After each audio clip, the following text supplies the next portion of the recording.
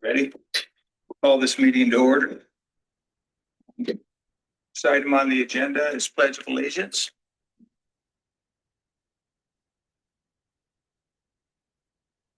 Salute.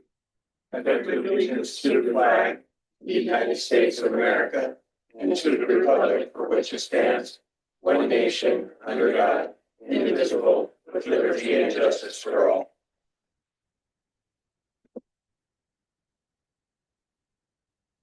Okay, at this time we have public comment. I'd just like to read briefly.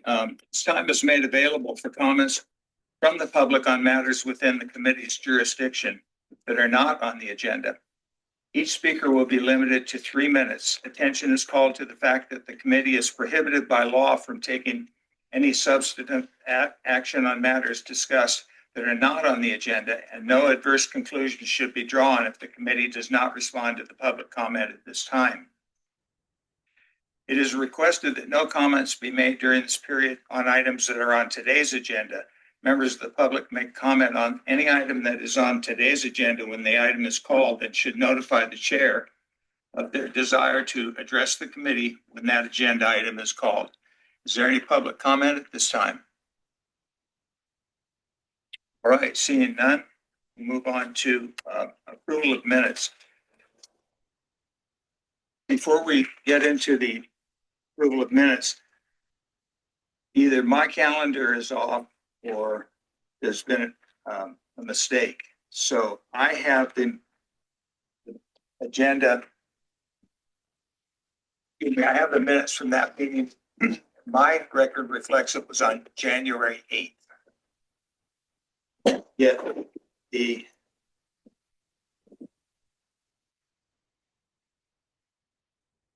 agenda reflects January 22nd.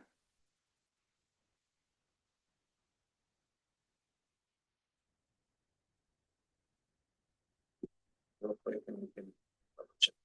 Yeah.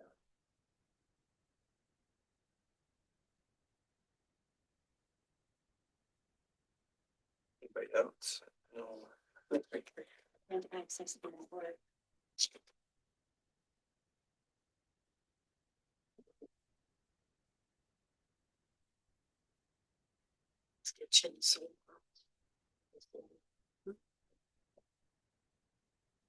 Yes.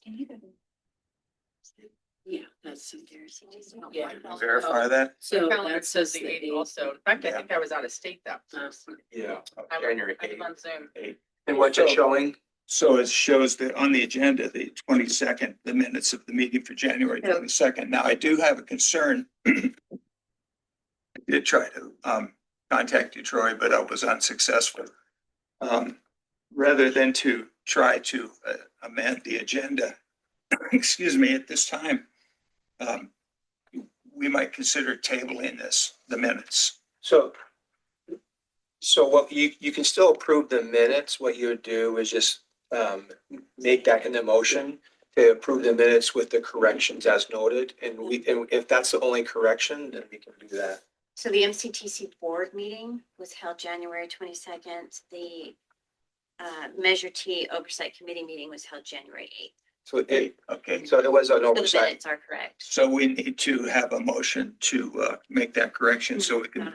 No. The MCTC board meeting. Yeah. Not this meeting, was held January 22nd. The Measure T Citizens Oversight Committee was held January 8th. Right, that's what I said, but So the are we minutes approving the minutes from our meeting or the board's meeting? from our meeting. So then- agenda. Oh, our Today's agenda is agenda. incorrect. Oh, yeah, I'm sorry. Oh, I see what you're saying. Sorry. oh, my apologies. Okay, no problem. The minutes are correct, but the agenda is showing January 22nd. So is that going to have any adverse impact on the public notice? It shouldn't, and yeah, it would just, Motion. you just make it a motion. I will make a motion to show that the meeting actually occurred on January 8th and to approve the minutes. Do we have a second? Second. All in favor? Aye. Opposed? Passed. Sorry about that. No problem. Thank you for catching that. Nice catch. Okay, so Has everyone had an opportunity to look at the minutes, or do we want to take a few minutes and look them over? I've reviewed them. Let's do that. I reviewed them, I didn't see anything. We have a motion to approve. Motion to approve minutes? I second it. All in favor? Aye. Opposed? Motion passed.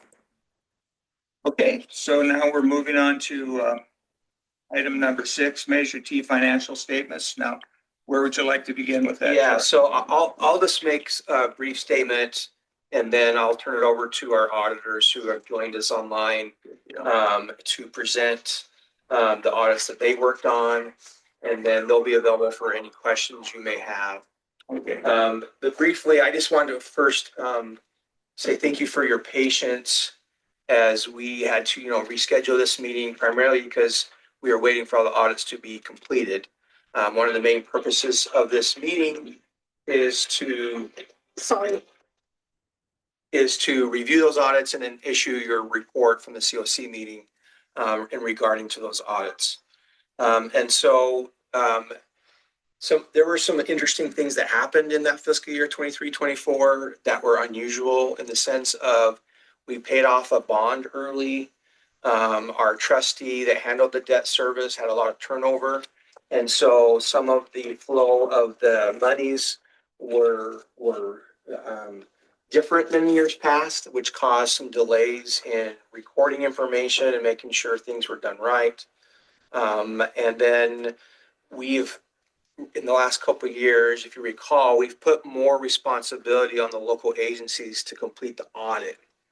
Before it was MCTA that was then hiring an auditor and then going out and doing those audits. And then we would have to wait for their citywide or countywide audit to be completed and before they could do the compliance audit. Well, the compliance audits can be done at the same time as they're doing their citywide or countywide audit, but it would have to be whoever's working on it. And so we put the responsibility back onto the local agencies to get those done so we can get them done sooner. Some of them turned them in on time, got them to us right away. And then some of them got us their compliance audit later. And we're going to keep working on that with our local agencies going forward to make sure that they turn in their audits quicker. And in the renewal, you're probably going to see in the implementing guidelines some more strict timelines on turning in audits and also possible consequences if they don't. And one possible consequence is their quarterly disbursements may be frozen until their audit is completed and turned in. So that gives them incentive to get it done quicker so that we can then meet as a committee and take care of our responsibilities. The other thing to note with all these changes and some of the unusual things that happened, I just want to address it up front, is on the authority audit, there was one finding that you might have noticed. It's a minor audit and our auditor will address it and can answer any questions, but it's a timeliness thing, a time thing. As of June 30th, I recorded things a certain way, but some of the funds didn't get moved until July 2nd. And so then it meaning that how I recorded it June 30th was not correct. And so we just had to make that correction. And so our auditor can address that as well and answer any of your questions. From my view, it's a minor issue. It happens. It's just a timing thing of a couple days on there. But they were when the auditors got it, it was incorrect of how I gave it to them. But we fixed it. And I think that's all I have as far as my introductory statement. Unless you have any questions, I think we can go to the auditor. Okay, I have a question on the order of presentation. So is it going to be MCTA last? Yeah, I think we should go whoever, as they join, have, I think the county one go first and then the city, and then we'll do Chowchilla and then the authority. That's fine. Good deal. Okay, well, let's move forward with that. So I believe, Mr. Hudson, I think you did the county one, right? Yeah, that's right. All right. Let me know. Am I good to go on the presentation? You are good to go. All right.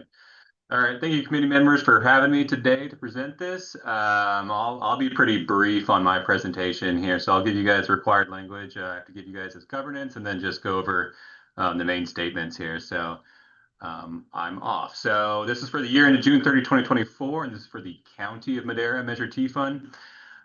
We did issue our audit report on August 6, 2025, with an unmodified opinion, so a clean opinion. And then we believe there's no sensitive estimates affecting the financial statements. We believe the financial statement disclosures are neutral, consistent, and clear. We had no significant difficulties encountered in performing the audit.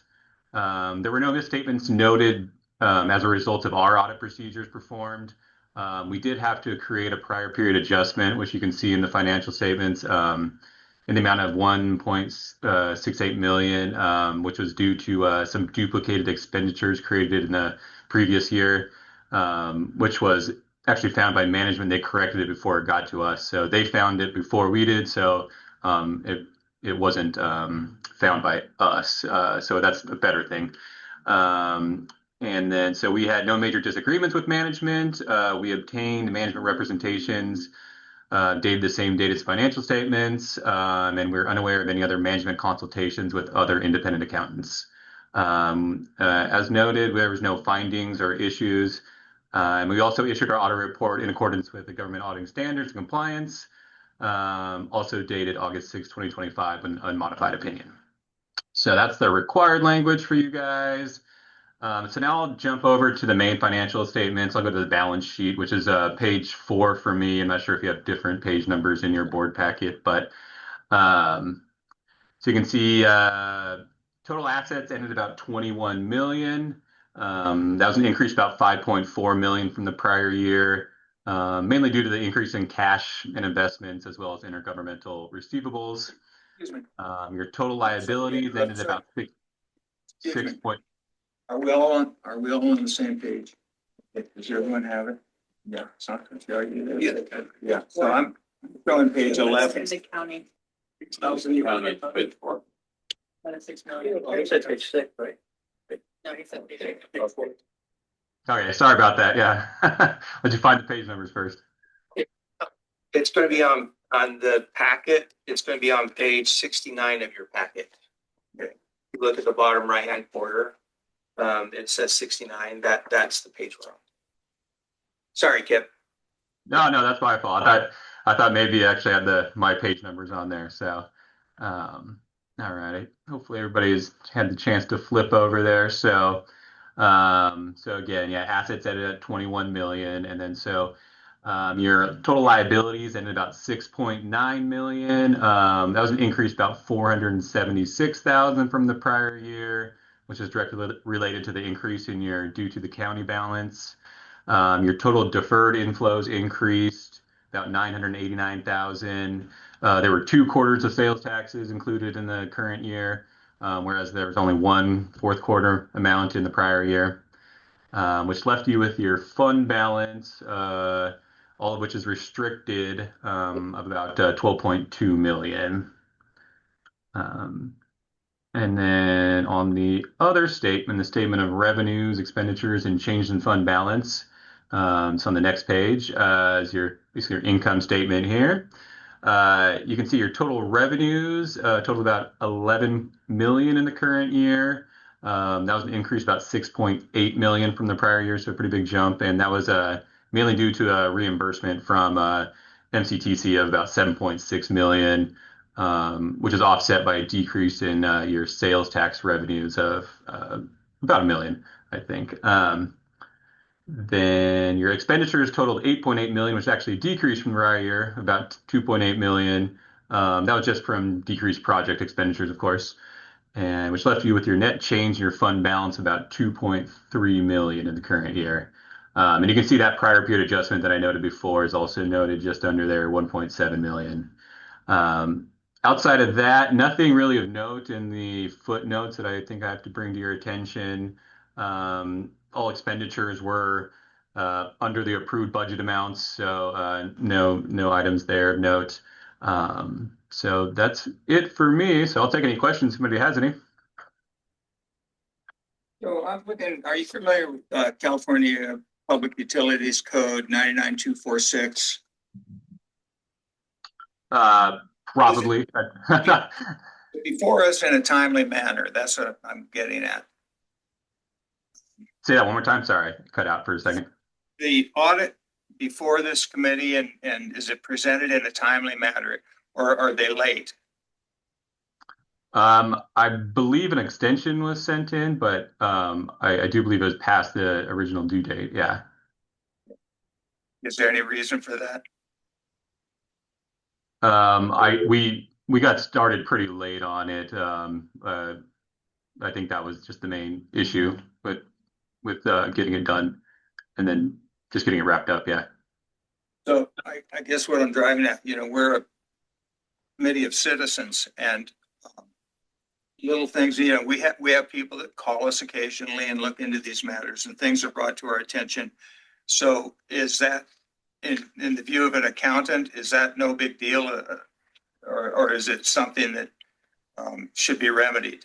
Oh, actually, no. I mean, yeah, it was a big deal. I'm actually meeting with the audit team as well as their team tomorrow at 3 o'clock to discuss making sure that timelines are met and how to, make sure that it is done in a timely manner and to you guys. So that meeting's actually happening tomorrow. So yeah, going forward, then we're going to be on solid ground for this fiscal year. For the 24-25, right, it just ended 24-25.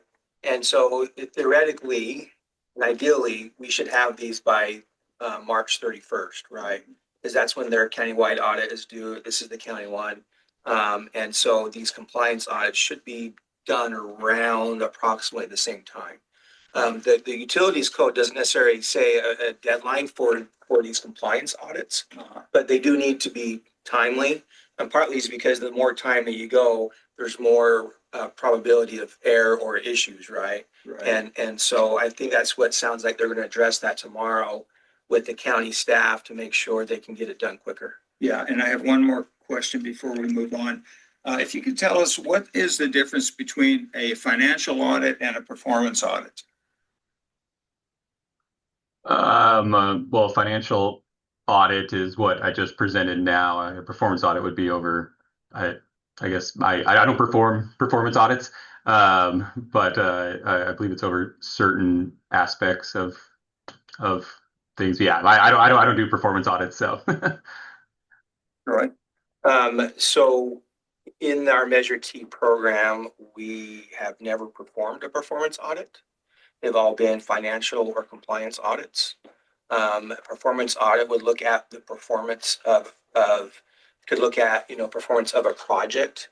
It's something that could be done potentially. There's a cost to it. And that's one of the reasons why it necessarily hasn't been pursued, is because there just really hasn't been the money to pursue it.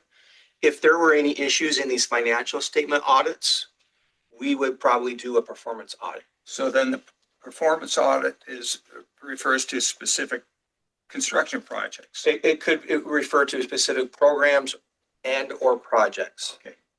Okay. And I'm looking at our duty that we have an obligation to look through the financial and performance audits. So keep that in mind, and maybe we can have a discussion about that. Yeah, so in the renewal, it's one of the reasons why I advocated for more money for the administration, so that we could potentially have the resources in order to have that option. Okay. Right now, it's been difficult to even to have that, just because the resources aren't there. And so we're making sure we're meeting all of the minimally required by statute to make sure all these audits are completed. Now, that being said, if a citizen or resident has a question about a certain project, they can still go to the board or the city councils and ask those questions to the board or to those staff about those projects. They could still do that outside of our process. Right. But if they were to go inside, the same information is going to be available? Yes, I mean, they would be looking at the same information, and then they would provide, depending on what they ask for. What kind of information are they asking for, right? Yeah. Okay. Yeah. So if someone were to ask us, hey, can you do a performance on this? we would then have to figure out, one, is it cost effective? Is it necessary? Where would we get the funds to pay for it? Right. And so we'd have to have that discussion to do that. And like I said, we have never done a performance audit from the authority standpoint. The cities or the county might have, but we have never done one. Okay. And you can see our position though, when it says clearly that that's within our purview. And it doesn't say financial or performance audits. It says financial and. So I don't want to keep this CPA any longer. Yeah. Does anyone have any questions on this for us or any? Well, performance audits are kind of an examination of the operation, more so than the financials. Yes. That's, Right. that's the crux of it. And if everything's going along okay, maybe there's no need for a performance audit at this point in time, unless it's at the discretion of somebody that says there's some disparities Yeah. in the It's just system. how it's catching things. Yeah. that- Yeah, if there were huge concerns, that would then, lead to further audits. Sure, right, exactly. I would say an example would be Road 200, the bridge at Fine Gold Creek, where when the floodwaters came up and wiped everything out, and they had to start over, that would be covered under Yeah, and an that, issue. But the county in the regular MCTC meetings, they covered all of that. yes. So if you attend or listen to the regular county monthly meetings, Yeah, it's at least discussed, right? that's Yeah. discussed. So, Okay. I mean, that's how I kept up on everything. All right. Yeah. Yeah. And I think we could take this further at another meeting. One of the thoughts that came to mind is some in-service training for the COC, which would have to be done at a meeting. Mhm. But we can handle that in the future. Yeah, you're right. Okay. Any other questions on this one? Thank you, Kip. Thank you, sir. All right. Thank you all.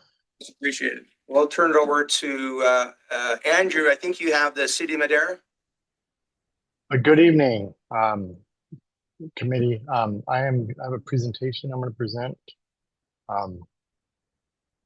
One second.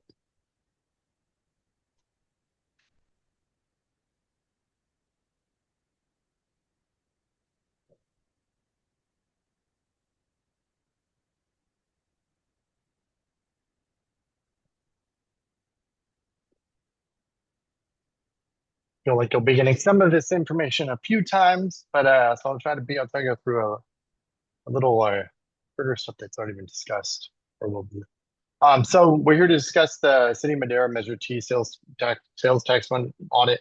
Some that we'll be going through some of the kind of our scope, some required communications, the responsibilities, that's the management as well as the auditor, kind of our approach to the audit, overview of the financial statements and the audit results. So obviously, our scope of work is going to be the financial statement and compliance audit related to the Measure T sales tax fund. Required communications. So some required communications.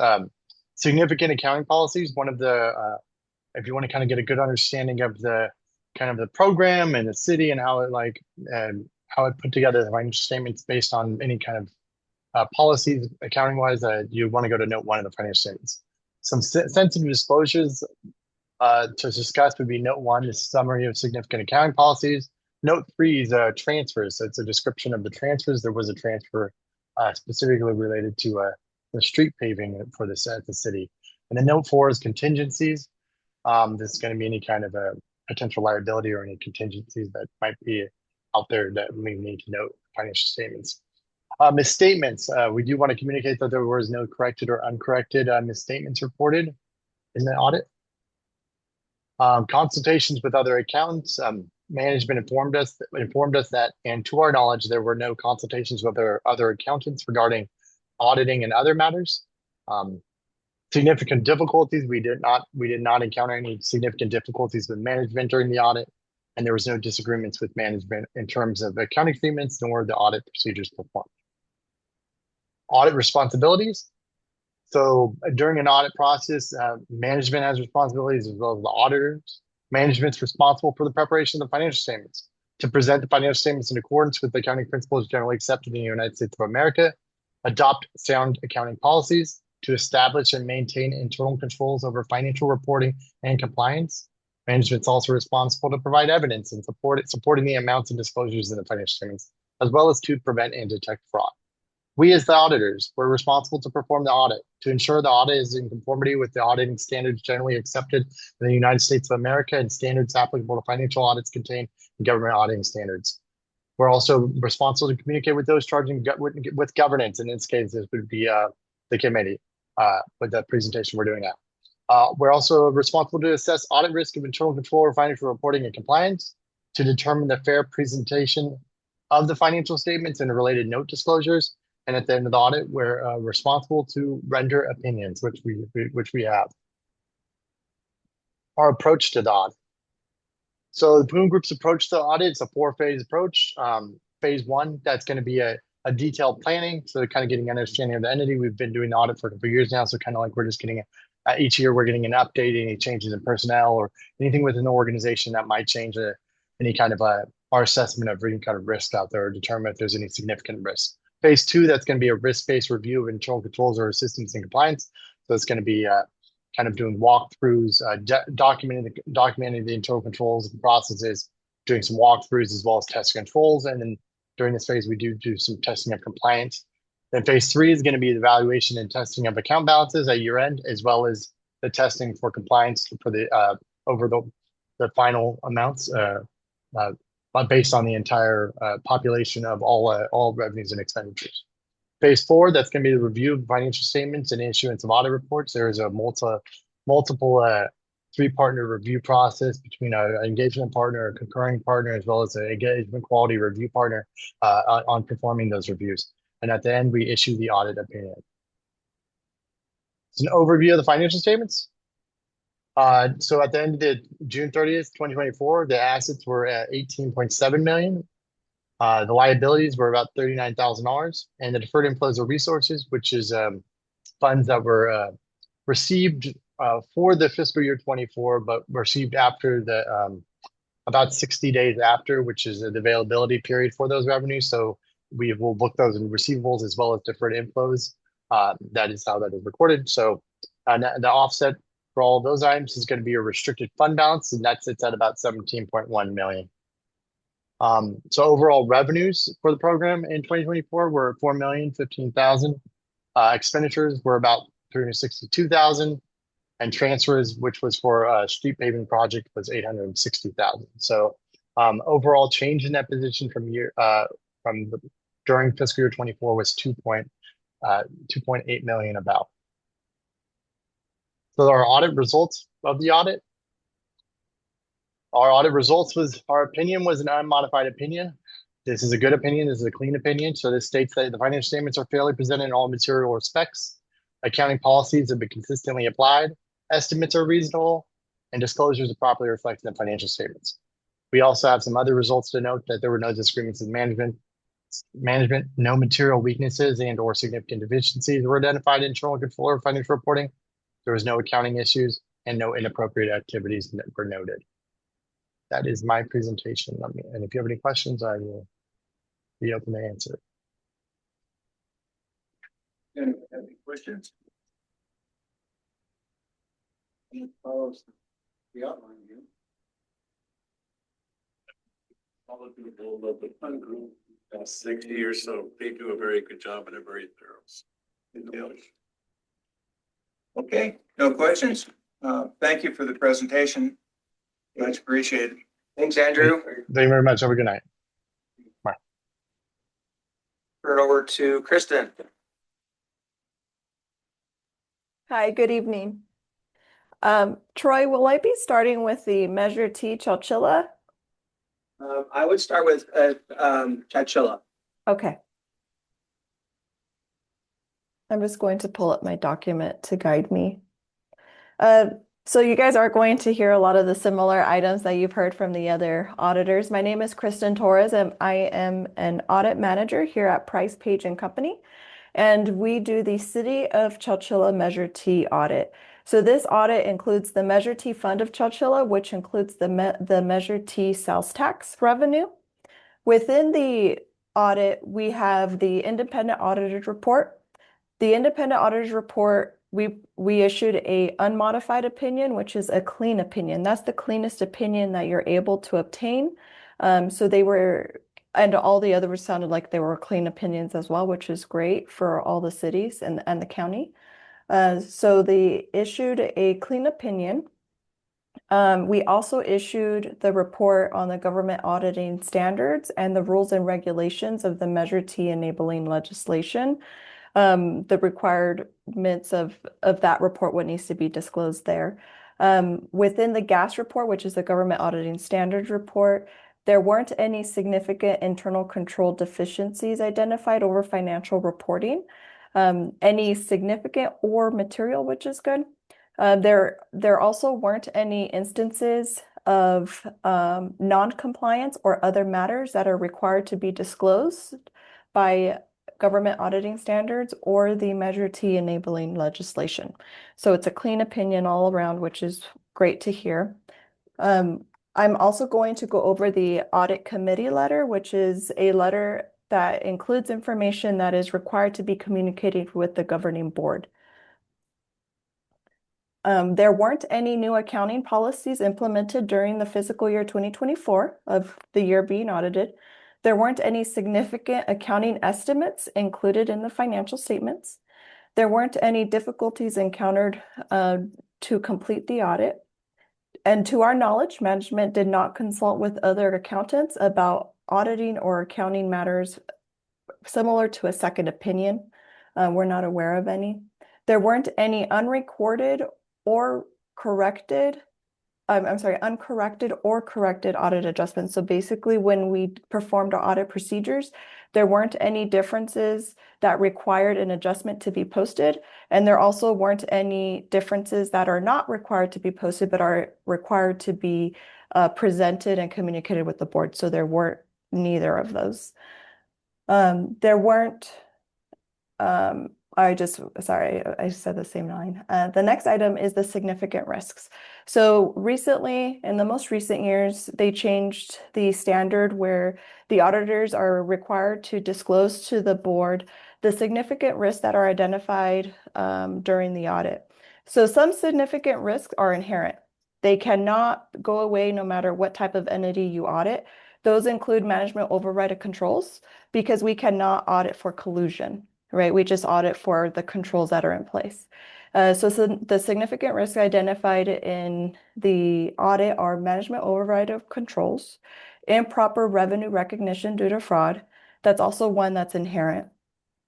Transfers of restricted funds are not ultimately being used for proper purpose. So with a city or an entity that has multiple funds, you could transfer money out of one fund and into another fund. So when you transfer it to another fund, the risk is that the money that was transferred over is used for another purpose that's not allowable for Measure T.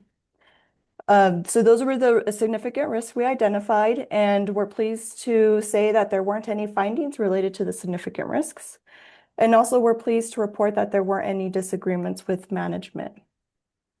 And I will leave it open to see if there's any questions for the City of Chowchilla Measure T audit. Any questions? Seeing none. Okay. Troy, do I just get right into? Yep, you can go on to the big one. All right. So we also, Price Page and Company, we also audit the Transportation Authority, which is MCTA. Again, my presentation is going to be very similar to the one I just gave for Chowchilla. So the MCTA financial statements are over the entire entity. So there's different components within the financial statements that include the management discussion and analysis, and that is something that management prepares. It also includes government-wide financial statements, fund financial statements, which are your governmental funds and fiduciary funds, notes of the financial statements, a supplementary schedules. Some are required supplementary schedules and others are supplementary information. And then audit reports and findings. So within the financial statements, there's a lot of various components. What I'm going to be focusing on is the independent auditor's report, the governmental auditing standards report, and the finding that Troy had mentioned briefly at the beginning of the meeting. The independent auditor report, it outlines the responsibility of what is the responsibility of management and what is the responsibility of external auditors, because external auditors do need to be independent from the organization in order to conduct the audit. It also outlines the audit approach, some of the highlights of the audit approach that are taken for an audit, which includes we need to gain an understanding of the internal controls that the entity has. We look at it in two aspects. One, are there proper procedures, proper controls in place that are effective? And then two, are they being implemented? From there, we identify any risk and we alter our audit procedures to identify any risk and to audit for those risks. The opinion that we issued on the independent auditor report is an unmodified opinion, which is the cleanest opinion you could receive. So we'll switch over to the government auditing standards report. And I don't have the page number of the packet. Troy, if you could. That's the one at the end, right? Yes, yeah. I don't know if you have my page numbers, but on my page number, it's 37. 7, yeah. You go to the authority one, 37.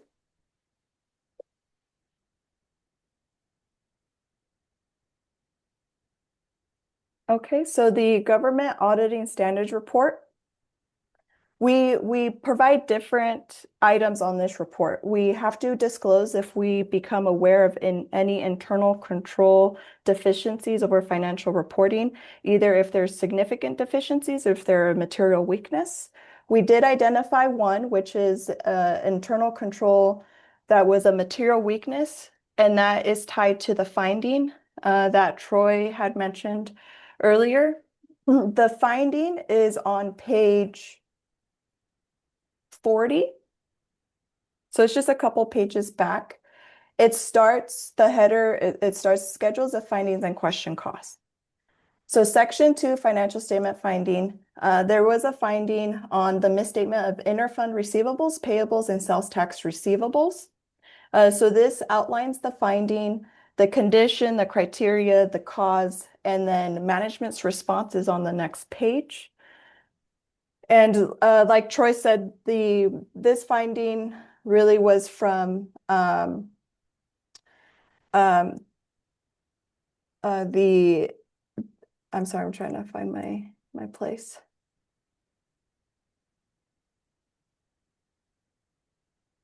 Was because of the bond, there was the money in the trustee, some money was held there instead of transferring to the county as it routinely did. So there were some difficulties reconciling the balance sheet accounts. So that is the finding that is covered within that page, and then the management's response. I will go on to the audit committee. Can we please go over this a little bit in detail, back to page 40? Yes. Just walk us through that so we understand. Okay. Yeah.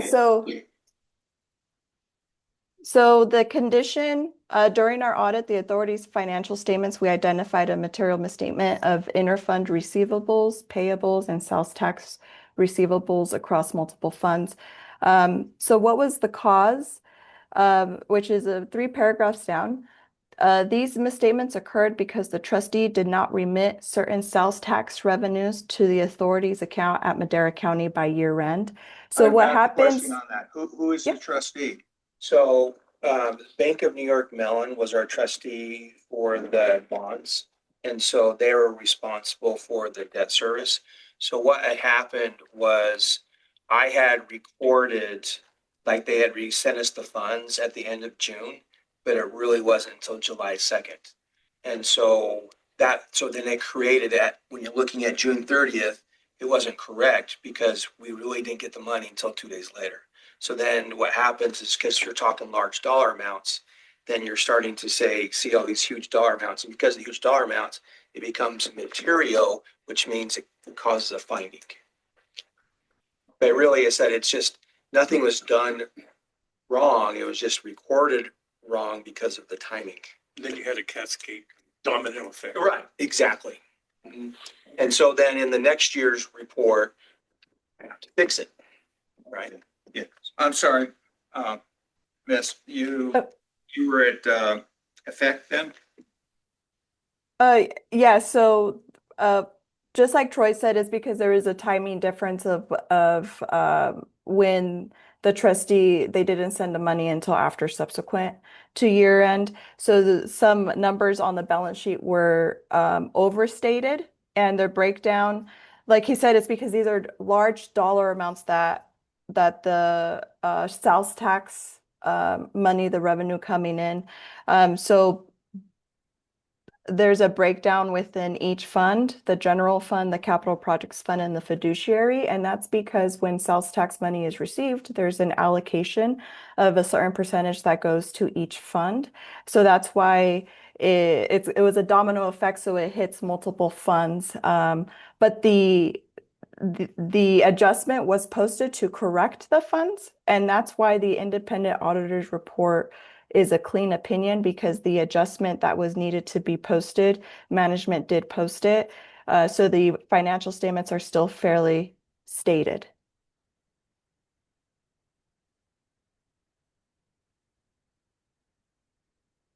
So our recommendation is to have management strengthen the review and reconciliation procedures over the interfund balances at year end for the sales tax receivable across all funds, and the applicable funds, which is all of them because they all get an allocation, to ensure that the amounts are accurately supported, properly classified, and timely recorded in as a part of the year-end closing process. Okay, so just trying to simplify this. So Mellon is the trustee. Bank of New York Mellon was our trustee. We're no longer, the bonds are now paid off. So currently today, we don't have a relationship with them, but the Bank of New York Mellon was the trustee for the debt service. So they made a mistake. They were late. Correct? So the mistake was on me, on my end. So I had recorded it that we had received the money by June 30th, when in reality, they didn't send the money till July 2nd. Is what, right. And so then when you're presenting financial statements as of June 30th, when you're saying you have the money, but then you really don't, it causes an issue, right? And so then we corrected, we made an entry to correct it. And that's, but because of the dollar amount, then it triggers a finding. And so then they have to do this per the standards. This is required. Sure. So, and why I addressed it at the beginning is because I like to address things head on. In 15 years that I've been doing these, this was my first mistake. Mistakes happen. We caught it and we fixed it. Oh, yeah. And I'm not being critical in it by any means. I'm not saying you are. I'm trying to understand. It's complicated Yeah, stuff I get it. for a group of citizens. Yeah. We don't all deal in multiples of millions every day. Okay, so has there been, because of these circumstances, has there been any adverse net fiscal impact? No. Good. Nope. Thank you. Okay. Any other questions? You're saying the dollar amount that you have that was a mistake, wouldn't it need to be reflected somewhere? We've already fixed it. So the financial statements are correct because in the auditing process, they give me what's called an adjusting journal entry that I then post before they issue the report.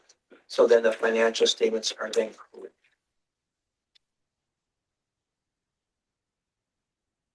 And that's why they have the unmodified clean opinion, because they are correct. Okay, I don't think the accountant has finished yet. And then under management's response, when we get to that, I'll have a question. Thank you. All right. Okay. I could move on to the audit committee letter. Let's just keep going through here. I want to talk about a little bit about the corrective plan. Okay. So it says, this is for management, right? It's signed by Christian Taylor and Troy. Yep. McNeil. Yes, so we as auditors, we cannot provide the management response. We provide the finding, and the different sections within the finding are a required template. All those sections need to be there. And then management of the entity provides the management response to the finding. That includes the planned corrective action of what is their plan to correct this so that way they don't receive the same finding in a subsequent year, and who is responsible within the organization to make sure that it's implemented. And there's also an anticipated completion date. So you might read that and look at September 30th, 2025, which is right now, and ask why is it so late? But that's because it's the finding was over the year-end closing process. So your year-end is June 30. But it takes organizations a few months to go through and make sure everything is properly closed, and then the final TB is provided to the auditor. So the anticipated completion date is the end of this month because they're in the process of closing the books for 2025. So that's why that is dated around that time frame. And Troy, if you want to provide any other information. Yeah, we're in the process of closing out the 24-25. In fact, this week and next week, that's what I'm focusing on, is closing out the books. So that I can get the trial balances over to Kristen so that she can start on the next audit. So it's the planned corrective action. Is that closeout procedures to verify receivables and payable balances? Has that been implemented then in the current fiscal year? Yes, I mean, it's being implemented as we speak right now. Yeah, we're in the process of that right now. So that's just a procedure. That's not a policy. It's just part of the Part procedure. of our procedures to close out the books. Okay. Yep. Questions? I mean, we had this, but we never really had like a written. It was something that you always do, is you want to verify all your balances. But now we have, as part of this closeout process, kind of a written procedure task of making sure to ensure, make sure you're verifying all of these different things before you close the books. Okay, and no net adverse fiscal impact? No. Okay. Moving on. Okay. So I'm going to move on to the audit committee letter, which is the letter that has the required information to be disclosed to the governing board. So it's going to be the same items as the others. So there weren't any new accounting policies adopted during the fiscal year. There weren't any significant accounting estimates included in the financial statements. There was a delay in issuing the financial statements as management required additional time to resolve complexities related to reporting of some of the balance sheet accounts, including the due to other funds, due from other funds, and the sales tax receivable, which were impacted by the trustees' retention of the sales tax revenue, which is tied to that finding that we just went over. To our knowledge, management did not consult with any other accountant about auditing or accounting matters, similar to a second opinion. There was a material adjustment found during our audit procedures, which is tied to the finding that we just went over. The significant risk identified during the audit is the management override of controls, the improper revenue recognition due to fraud, and those again are inherent for all entities, overstatement of receivables, and fraudulent disbursements. There was a finding on a material weakness finding over the misstatement of the interfund receivables, payables, and sales tax receivables, which is the finding that we just went over. And we are pleased to report that there weren't any disagreements with management.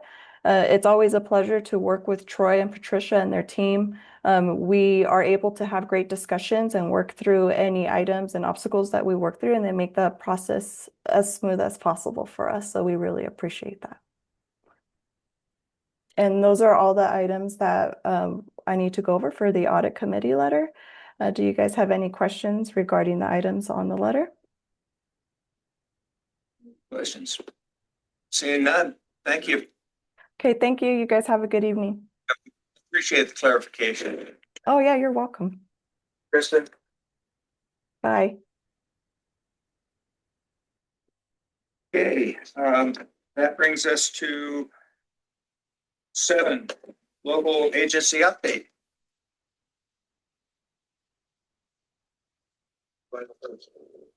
This city. Oh, Let's try cooking up.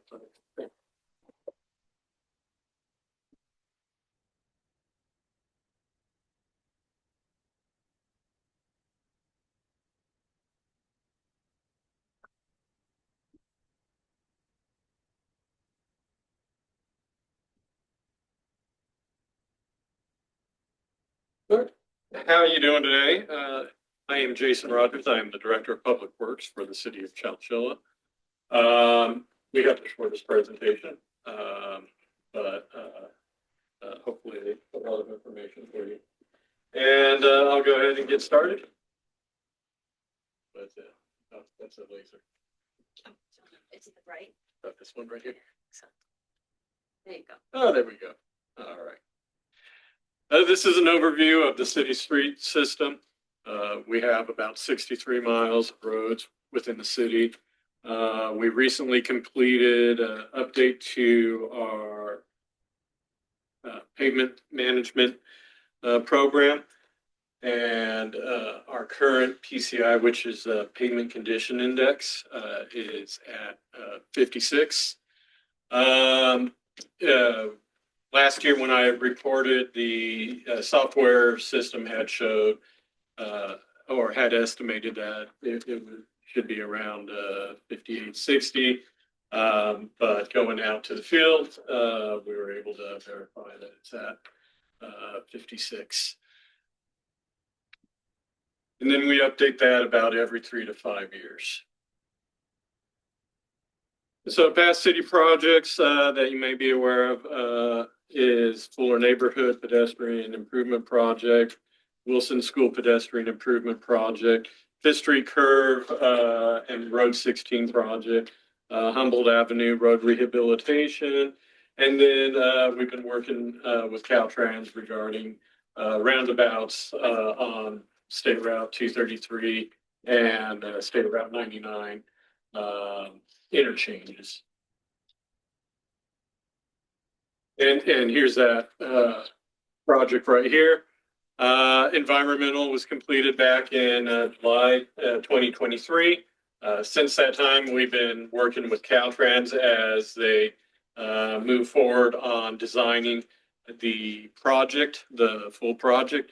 I think when we met with them last week, they stated that they were at 60% design completion for this. This will be 2 roundabouts on either side of 99 at the south and north interchanges. Additionally, it will add 2 lane bridge with pedestrian improvements, add ADA accessibility, multimodal access between both sides of the city. And right now it is in design. We are currently going out looking for grant opportunities because we are short on what Measure T is offering for this project. I think currently it is estimated at about 36 million, and I think we have about 10 million, Troy. Yeah, we have about a, I'll cover it by regional update. Yeah, we'll go over it on that. I have a question before you move on. Yeah. Is there a common name for State Route 233? Is it a street? Robertson Boulevard. That's what I thought. So, Yes. yeah, thanks. Yes. And so this is a little bit older concept, but you get the overall view. Since then, we've moved the bridge down onto the southern section of the existing bridge. Part of that was to get away and reduce some of the right-of-way acquisition costs and that they'll be moving forward with. But in the meantime, we continue to look for grants such as LPP, which is Local Partnership Program funds funded by SB1. We do have a grant writer for the city now that we're going to be using to try to go after additional grants such as federal grants in order to partner with Measure T funds. I'm just curious on the total cost of that project. What's the budget on that? Right now, it's estimated at, I believe, at about 36 million. And that's for construction. For So construction. I'll go more detail on the regional update. Okay, good, yeah. Let's see. We also this past summer completed the Churchill Boulevard reconstruction project.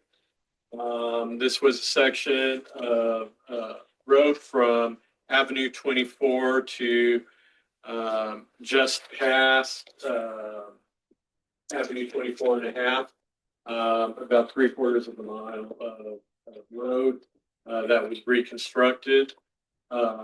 And that's that orange highlighted section on that map right there.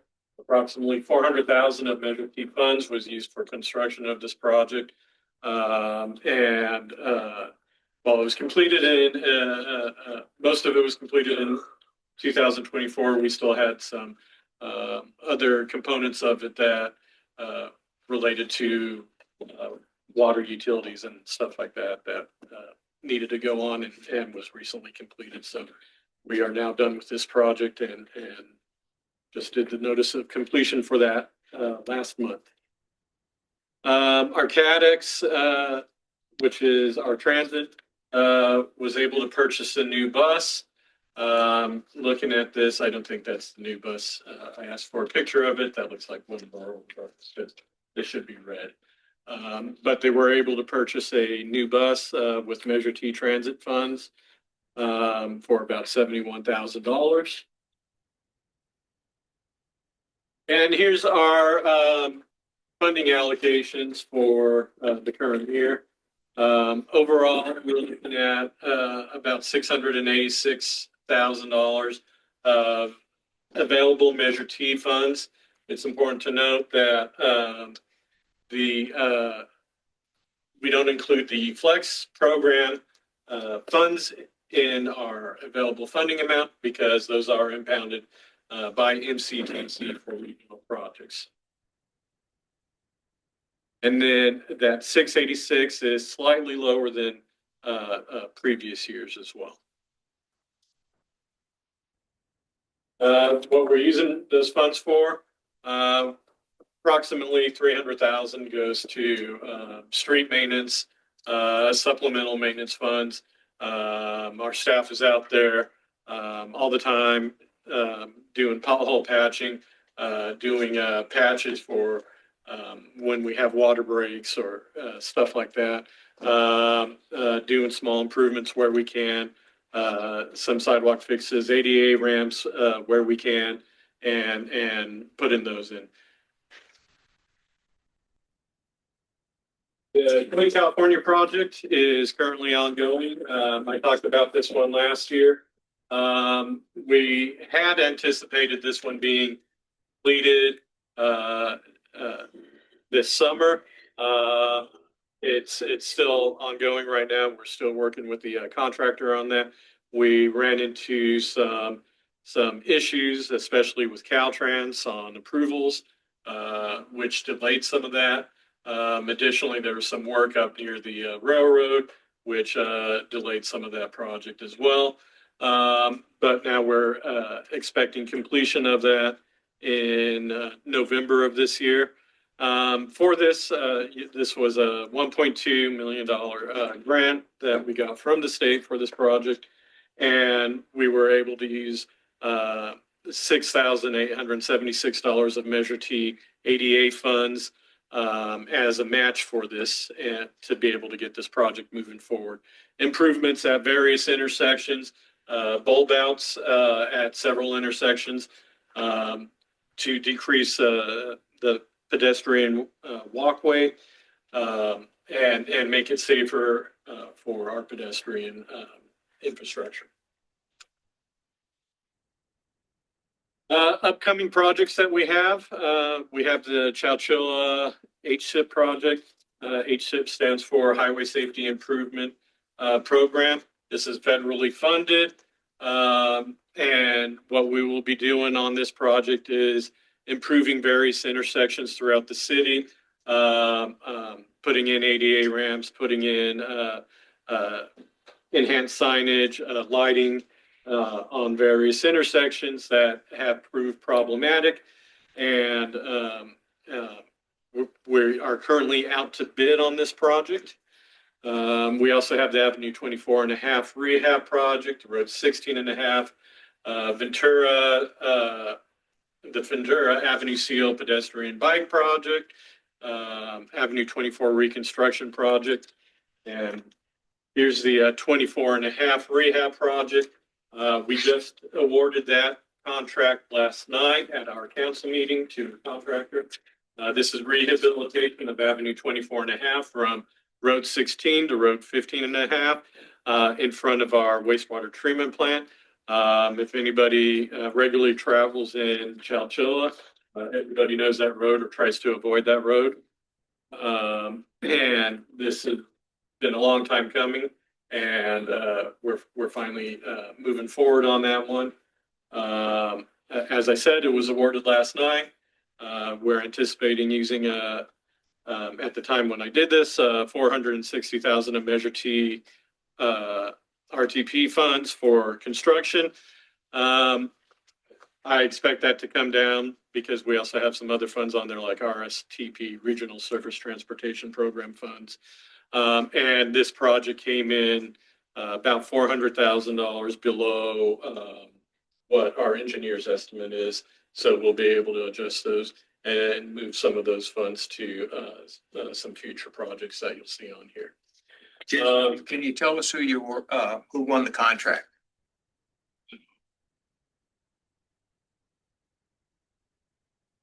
I can't recall off the top of my head right now. Okay. Well, because I was Just talking curious. about it last night. Thank you. Road 15.5 rehab project is currently in design right now. This is a component of the Avenue 24.5 project. It connects right up to it, and this will be from 15th Street to 24.5.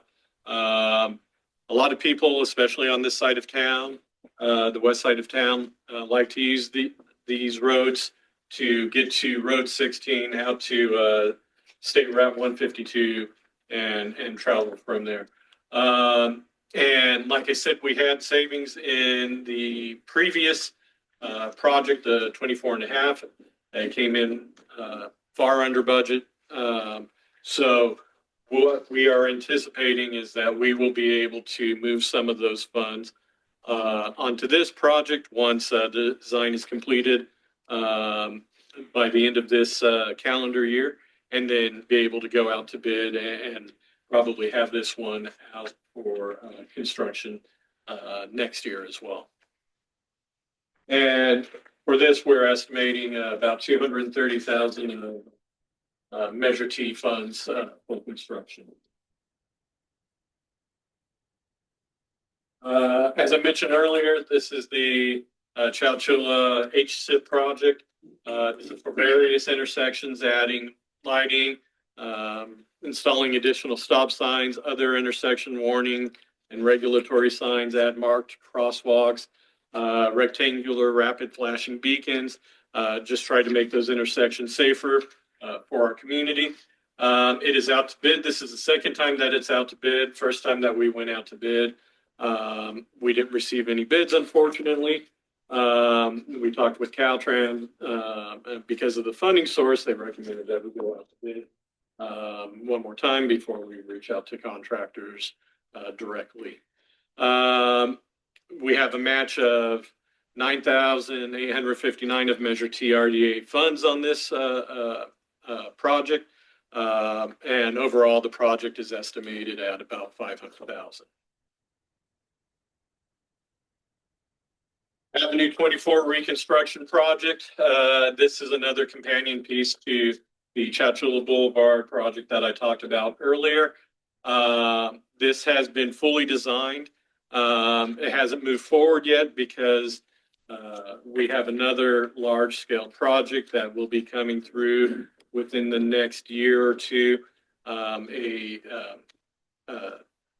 Fairmead sewer connection project where we'll be having Fairmead connect to our wastewater system. And part of that path is coming up Avenue 24. And so we don't want to put in a new road only to have to, rip that out for that infrastructure. So when that goes out to bid, which we anticipate in spring of 2026, this will go out to bid as well, and then we can have those projects going together.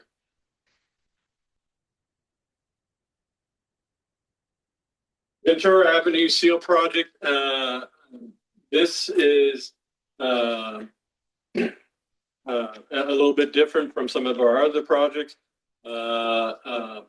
This is a maintenance project. The road is in decent condition. We want to make sure that it stays in that condition. So we're doing a Cape Seal Ventura Avenue from 3rd Street to 15th Street. But we're also putting in some bulb outs at 5th Street and 11th Street, which are school crossing areas. And then we're going to restripe the road to make it a bit more narrow, add bike lanes to the road, and get people to slow down their speed on this using engineering. And this is in design right now. We expect design to be completed by the end of this month, out to bid next month, and then awarded this calendar year, and then in construction this year. We estimate about 100,000 of Measure T funds for this, and we expect completion to be done in this fiscal year. Question on that. Yes. I see the stop signs have already been put in there. Are those just temporary stop signs till the project's completed? The stop signs are Fifth and 11th. Yeah, on 5th and 11th are where we're going to have those the bulb outs, like I had mentioned. So they'll be moved in once we get those installed. But we wanted to increase that visibility on those areas now rather than wait until the project gets out there. Yeah. It is a pipe dream to slow down the traffic, right? It's not a pipe dream. Yeah, it is. So The world today does not go slow. one of the issues with this road, one of the issues with a lot of straight roads is that, they're straight, they don't have any stops, or they're wide, so people feel that they can go a lot faster on them. So engineering design tries to look at ways that we can slow down people, and ways to do that is by narrowing the existing length. We did some warrant analysis on those two areas to put in stop signs as well, so that way we break up speed. And it's funny because over on Robertson Boulevard, we put in bulb outs at several of our intersections, and then we often get complaints from people. Well, you know what? I don't like that bulb out there. I was going too fast and didn't see it, and I hit my car on it. Well, I mean, that's kind of what the purpose is, pay attention to what's going on. And then additionally, we're going to be putting in the bike lanes that it'll still have on-street parking as well. So then it narrows down, and then people won't have an avenue really to turn out and allow people to go around. So then that'll slow people down as well, because if they're turning into a driveway or something, they'll necessarily has to slow down behind. A question. Yes. I think I understand it because you kind of elaborated, but would you explain exactly what a bulb out is? That's a new word in my vocabulary now. Yeah. So over at intersections, like out here on Howard, right, where the light is, you'll have a length of concrete or a curb that'll come out into the street area. And what that does is it narrows down the intersection, allows pedestrians to be able to step out into further view as well, to be more visible to vehicular traffic. And so in theory, it creates a safer environment for those crossing while encouraging people to slow down, especially as they go through intersections. Okay, thank you. And then, as always, we're going to continue to use various fund combinations of Measure T, gas tax, and grant funding to address the city's transportation needs. And with that, I'm happy to answer any questions you may have. I have a question. Well, so I have a statement and then a question. The one thing that gets me to slow down is a motorcycle cop, just saying. Just throwing an idea out there. But I do have a question. You said your PCI is 56. Do you know what the state average is? 62? 62. And if you ask every community, they're all different variables. Like the city of Madera. Not off the top of my head, I can't remember what it is, but they're all different. You know? No, I know that, but I just wondered if you knew what the state average was. Yeah, it's about 62. Oh, They're saying 65. He has AI. That's how he knows. So 65. And so that varies, and it varies between communities and everything. Right. What I will say to that is that even with the improvements and the rehab work that we've done, and using those funds, that PCI has still continued to decline. One of the things that we're hopeful for is when the new renewal measure takes effect, is that there is increased funding that goes to maintenance, which will be able to put further into our streets to be able to at least maintain them and try to slowly improve them where we can. I had a question. Does the city require that a percentage of the contracts being awarded be from like a DVPE, like the state does? It depends on the funding source. So certain funding sources require adherence to that. And when they do, we put those in there. If it's a straight Measure T or gas tax funded, generally we don't have that requirement in there. But there's a lot of grant funds that do require that. And so if we are pairing Measure T with those grant funds, then yes, it'll be in there. We're just going to take a look at those contracts, like the project coming up for bid. We have on our city website, we have a page that lists all of our projects that are currently out to bid.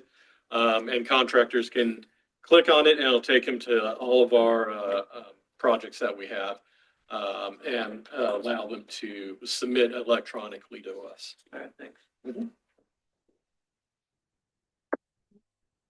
Okay, nothing.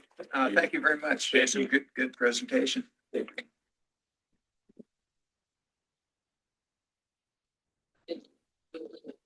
Next. Yep. Okay. I think you're next. Right. So which is the advance? On the right side? Right. Well, good evening. My name is Ellen Bitter. I'm Deputy City Engineer for the City of Madera. I also have with me tonight Alexis Ramundo. He's one of our engineers, and he helps package and deliver a lot of these Measure T and especially our paving projects. That's why you don't. So kind of piggybacking off of Jason's discussion, we also recently updated our pavement management system where we drove all the streets, evaluated their current condition, This time we did all the collectors, arterials, and the residential streets. And so we got a complete picture. And the report was finalized in May of this year. Our average of all streets in Madera, the PCI is 60. We have 44 miles of our streets are arterials. Those were rated a little better at 66. Our collector streets, 30 centerline miles of PCI of 62. And then our residential streets, which makes up the majority of our network, 143 miles, and our PCI was 56. And I think what that's largely attributed to, we've been focusing a lot of our funds on collectors and arterials, and we're going to have to spend some dollars on our local streets to try to bring them up to speed and a little higher PCI. This is our data point of the statewide average PCI was 65. So we're coming in a little below that. The report indicated that we needed $121 million over the next 10 years to optimally repair all our street sections.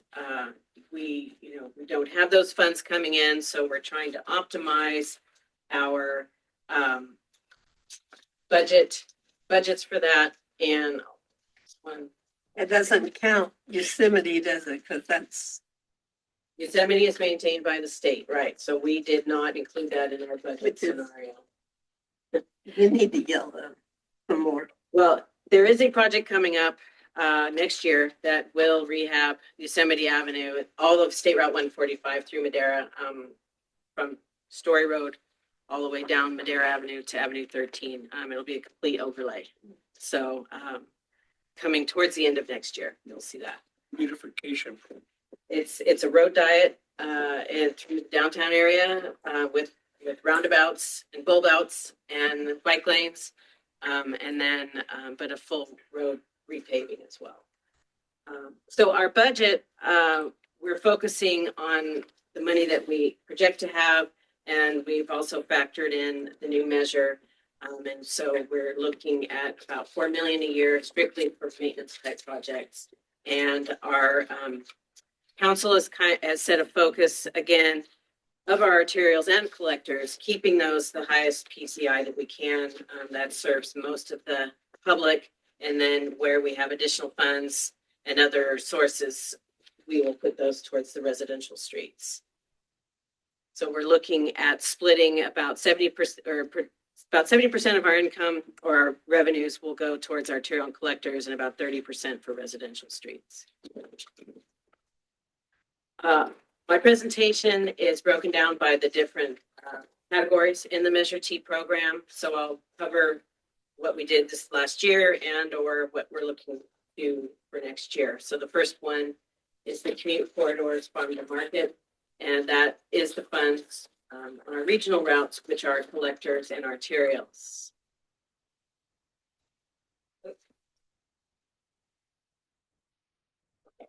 So our big project that we've been working on for many years is the Olive Avenue widening project. It's from Gateway Drive to Knox Street. We've ended up having to break that down into 4 phases. First phase was purchasing the right of way, and we had to demolish some buildings that were in the way of the street widening. That was phase 1, and that was completed a couple of years ago. Our second phase was undergrounding all of the utility poles that were along the corridor. We had AT&T, PG&E, and Comcast. So the city partnered with the utilities and put in all of the conduits and the boxes so that those overhead lines can be converted underground. We are at the very last step.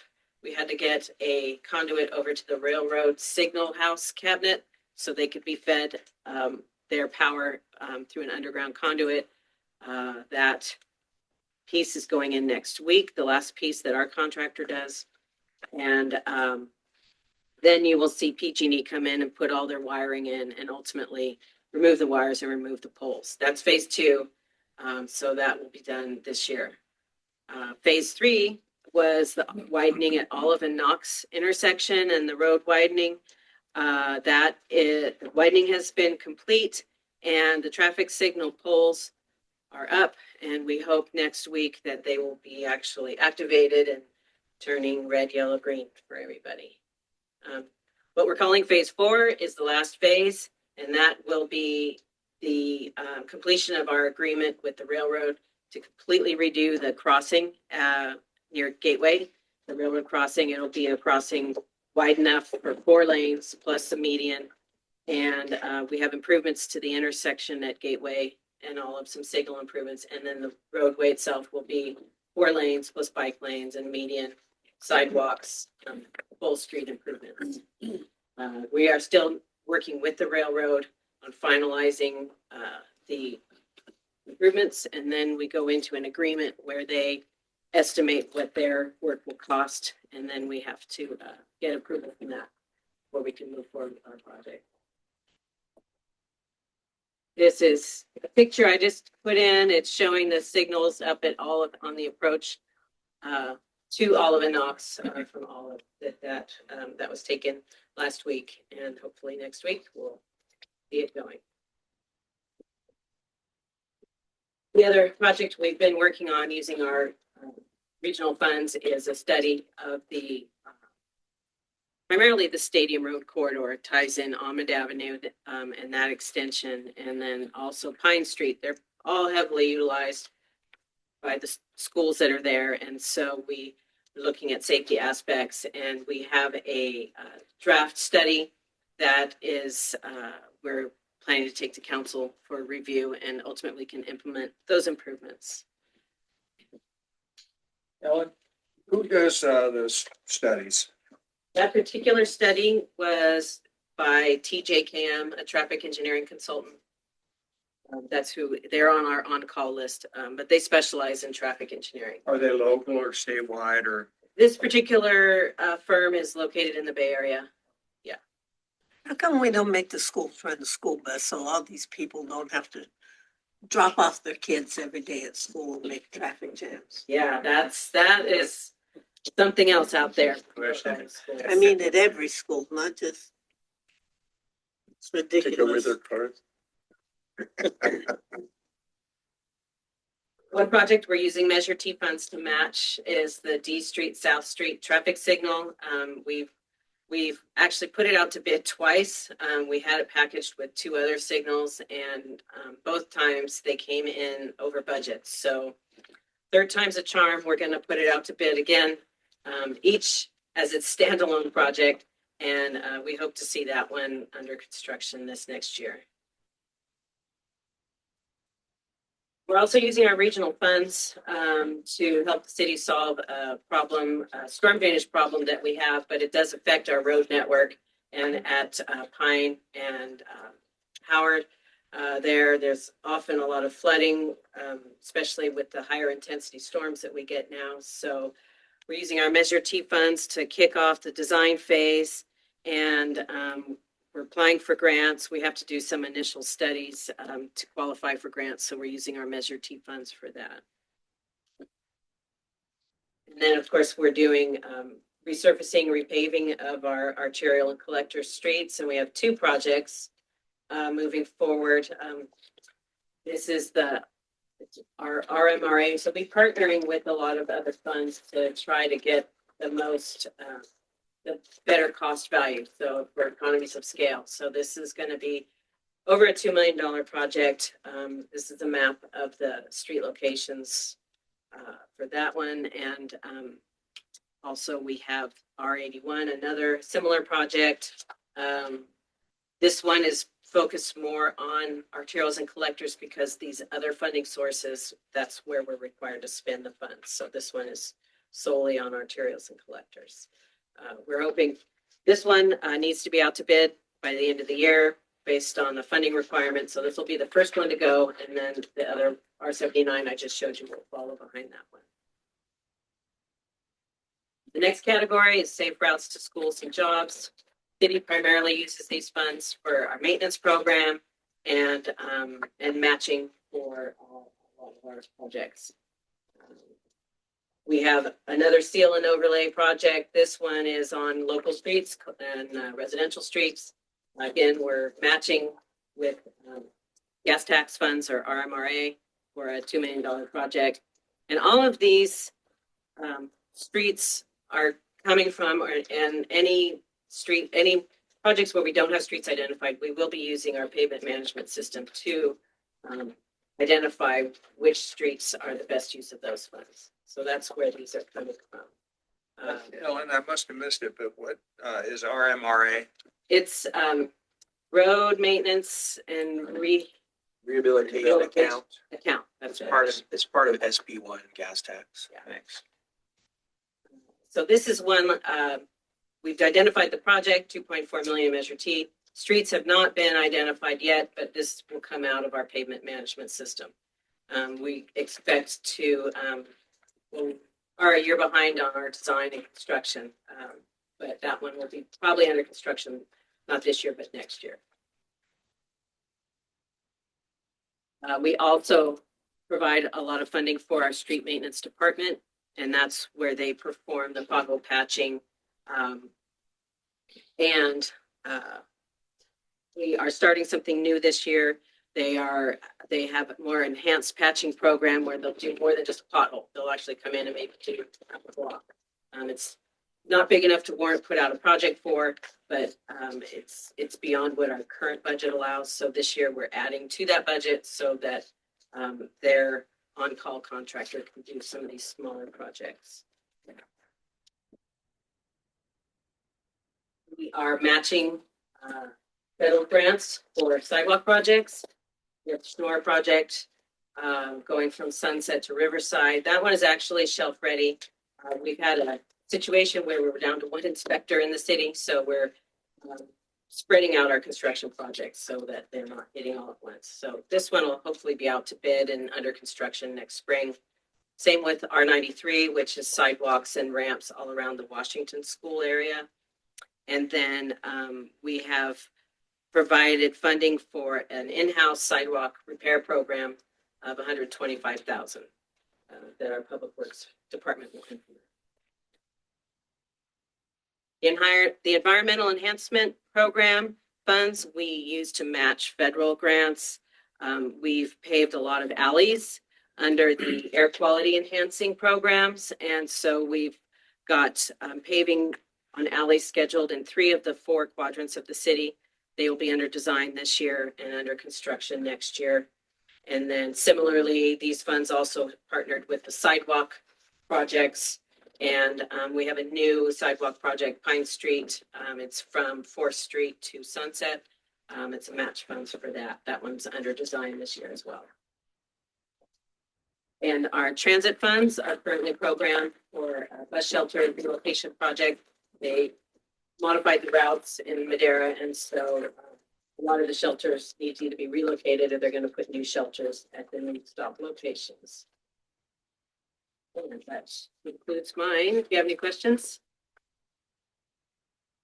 Will your bus shelters have route maps on them? Are they incorporating like even a digital interface perhaps of the different routes? That's what I understand. Our understanding is, yes, they're gonna try to have information that they can stop. That's what we're. I'm not sure in what format, but that's the idea. That's what they're trying to do. That's what we're told when they put in these shelters, just to make sure they have information at the stop for those riders. It was a major work to get the new routes done too. There was a lot of work done on that, so I appreciate that. The other one was the paving of the alleys. It's a major improvement for the folks that have those alleys that were beat up by the garbage trucks and people parking there. And at first sight, you think, well, that's a luxury, to pave an alley. Who uses an alley? But when you see the effects of the cleanliness, of the lack of dirt, and all that on the folks that live there, it's a vast improvement. Sure, that dusty. Oh man, yeah, sure. It's always a good job.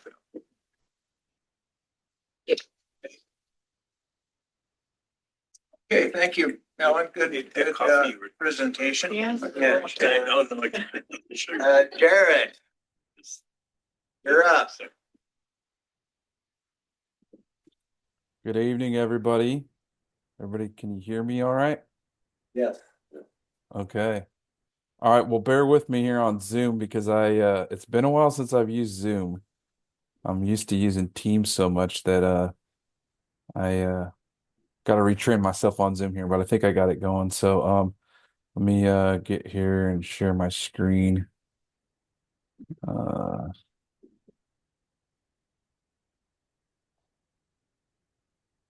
Everybody see that okay? Yeah.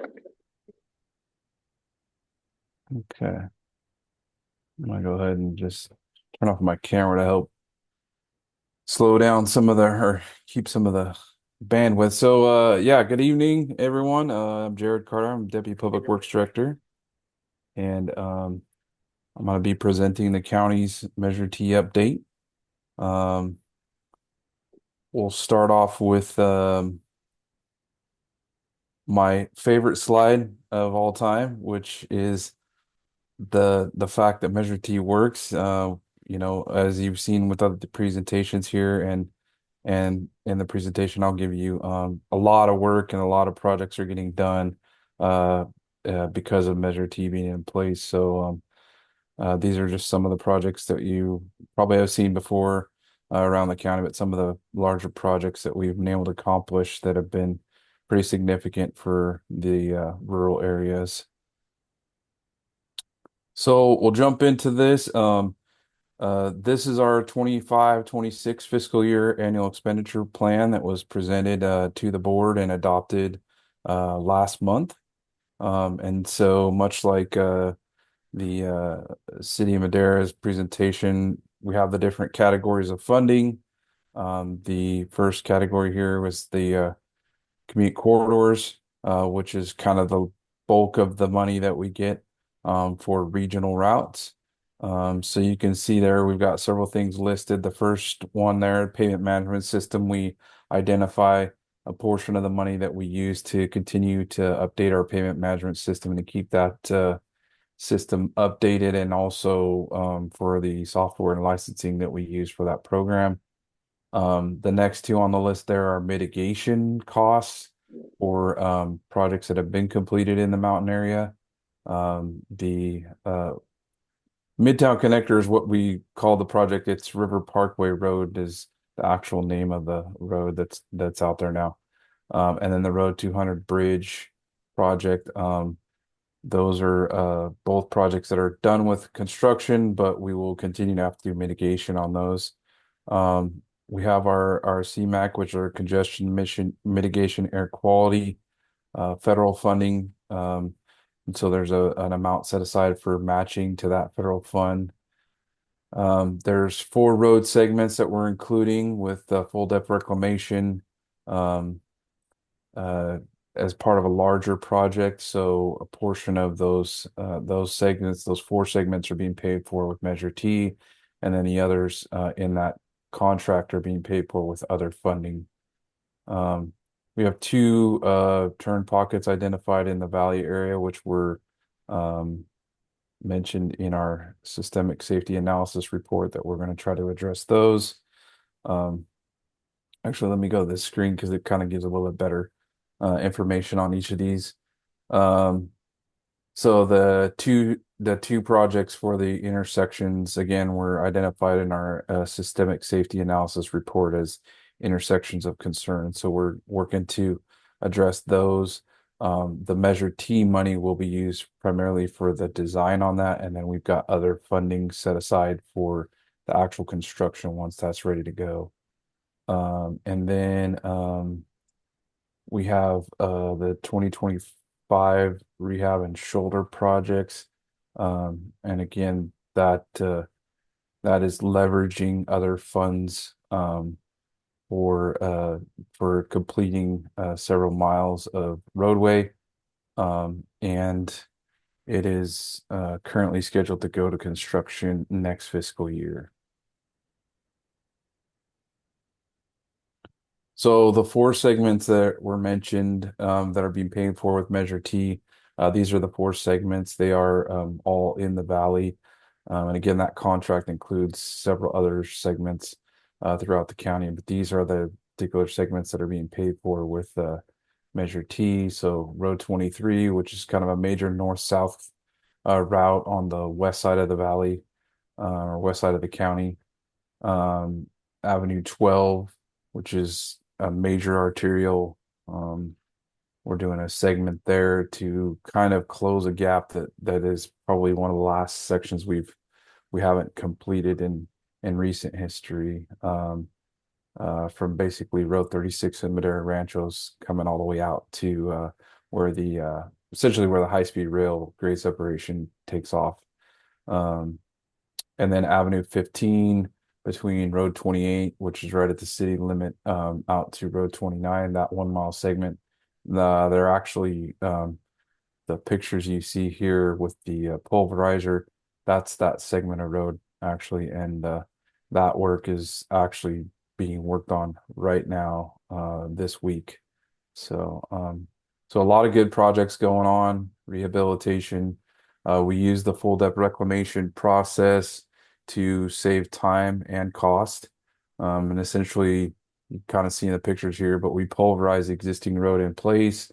In some cases, we'll add cement or some sort of stabilizer to it if we need to.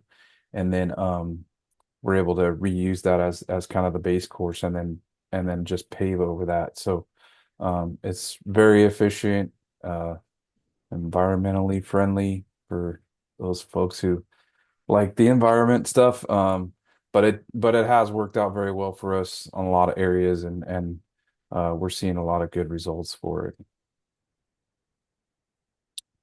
The next category under the street maintenance program, we have one project primarily that is slated for use of those funds, and then reserving our allocation for the next fiscal year. And we typically reserve our allocation for that particular year. Typically it gets reserved because we won't actually realize that revenue until the end of the fiscal year because it comes in quarterly. So usually it'll roll to the next year and we'll actually put it on a project when that time comes. So yeah, the Avenue 15 rehabilitation, this is a segment from Road 36, again, from the Ranchos area, Road 36, all the way out to 41. It's a major arterial, carries a pretty high volume of traffic. And you can see the current PCI or pavement condition index is about 47 on that road. So this project will significantly improve that route.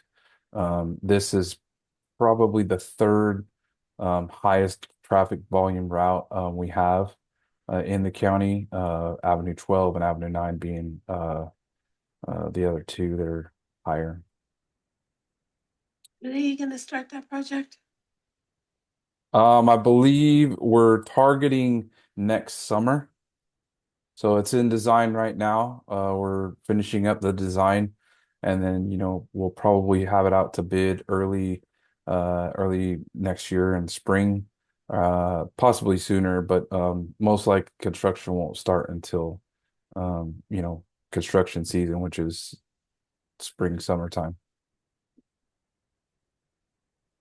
On the supplemental street maintenance, the county has road maintenance districts, and a bulk of this money goes towards matching that. So you can see there's about $2 million set aside for county maintenance districts to match with those districts. And what happens with that is we go through a process of our street maintenance operations folks meeting with each of those districts to look at what their needs are and how much money they have set aside or available, and come up with treatments. And then Measure T is used to essentially match what they have already saved up. So it's worked out really well. I think last year we did around 46 miles of seals and treatments in various different districts. Most of the maintenance districts are up in the mountain area, Eastern Madera County mountain area, but we do have some down in the valley that we also look at too. And then the miscellaneous street maintenance is really just for general patching, to support costs for our road maintenance crews to do the general maintenance throughout the county for patching, drainage stuff, day-to-day things. And then, as has been mentioned in previous presentations, the flexible funding is impounded, so we don't have access to actually use those funds uh, for county projects, although they do get put onto regional projects, which I know Troy is going to talk about in his presentation. We do have some funds uh, that we've banked up on the ADA compliance. And that money will be put towards match on other projects, similar to what you saw in Chowchilla. They were using it for some ADA ramps and things as part of a larger project. And so we're in the process of actually doing a mobility study for the mountain area in Oakhurst area through that and out 41, 49, and then also 426 and School Road. So out of that study, we expect to have some projects that we can then move forward with and apply some of this funding towards that.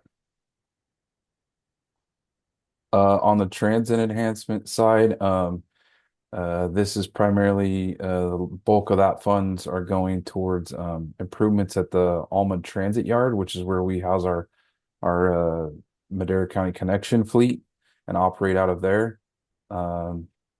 There's a few photos of the construction that's ongoing out there right now.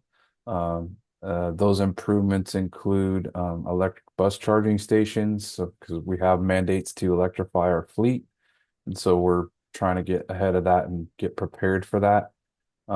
There's also going to be a bus washing system installed, as well as a shade structure with solar panels to help kind of offset the electric costs that we'll be needing for both the operation, but also some of the electric bus charging. So this is scheduled to be completed early next year in February. And then I think this is the last category, environmental enhancement. Um, uh, you saw on the one of the previous slides our congestion mitigation, air quality, shoulder paving projects. So this will go towards matching some of those federal funds.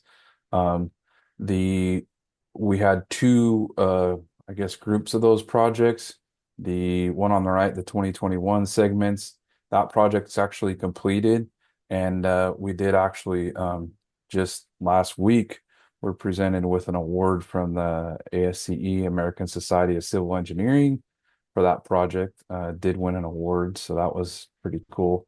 And then the 2019 segments, that project is as you can see there, we're completing final design, and we have some environmental permit issues that we have to deal with to get that moved forward. So we're hoping to have that all wrapped up to get this into construction this next spring of 2026, provided we can get permits. That particular project has seen quite a bit of challenges environmentally,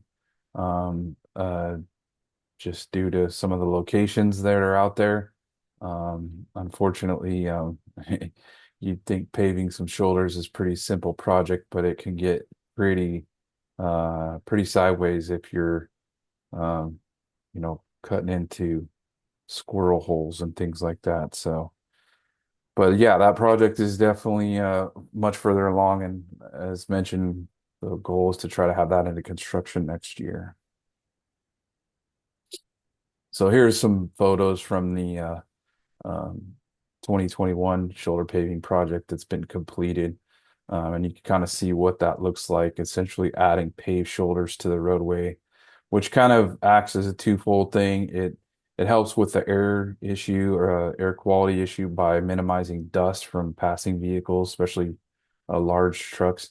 But in addition, we're also able to put in shoulder rumble strips, which is a safety measure.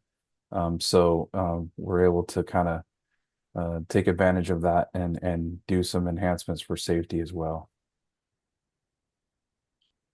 So you kind of heard some of the pavement conditions from the cities. Um, the county maintains quite a few more miles than the cities do. Like a lot, I think 3 times more maybe or more. And so when it comes to our pavement conditions, we're not quite up to the 50s that the cities have, but we're working our way there. So you can kind of see in this chart, overall, we have about a little over 2,000 miles of road that we are responsible for maintaining altogether. Now that includes all the maintenance districts. So the next column to the right from there, you can see that the actual county maintained mileage, which is what we report to the city that we are, the county owns and maintains, is just under 1,500. The pavement condition index on the county maintained mileage is 45, which is pretty low. Um, However, if you look at the next category over, actually the next two, which is our limited expressway and our arterials, which are our larger traffic volume roads, so like Avenue 12, Avenue 9, Avenue 15, those types of roads. Um, you can see that those numbers are a little higher, 62, 54. Um, and and that is an improvement over the past. Those roads were probably down more in the 40s, maybe upper 40s. And so we've made a lot of gain on the pavement condition for those arterial roads, which is um, really reflective of the goal and the effort that we've made, which is to focus on those arterials because those are the larger volume roads. They carry the more traffic. They will fail much faster than our local or minor roads. And so, our board has kind of adopted a policy and taken the position that we need to focus on arterials, get those roads fixed and up to a decent pavement condition index. And what that actually does is frees up money to then roll over into our collectors and our minor roads, and start focusing on those roads.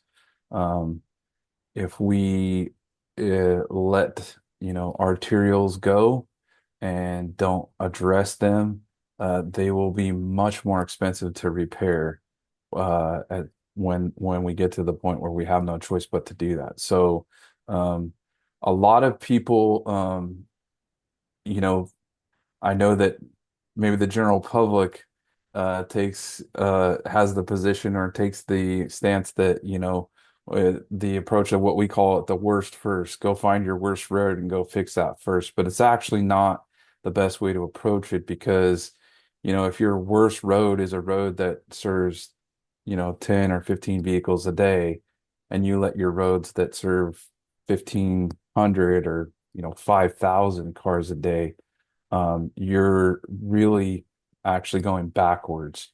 So that's kind of something that I know the general public doesn't quite get, of course, and it's understandable, right? Because your miners and your collectors are the roads that are in front of your house or in your neighborhood, and so everybody wants their roads in their neighborhood to be much better.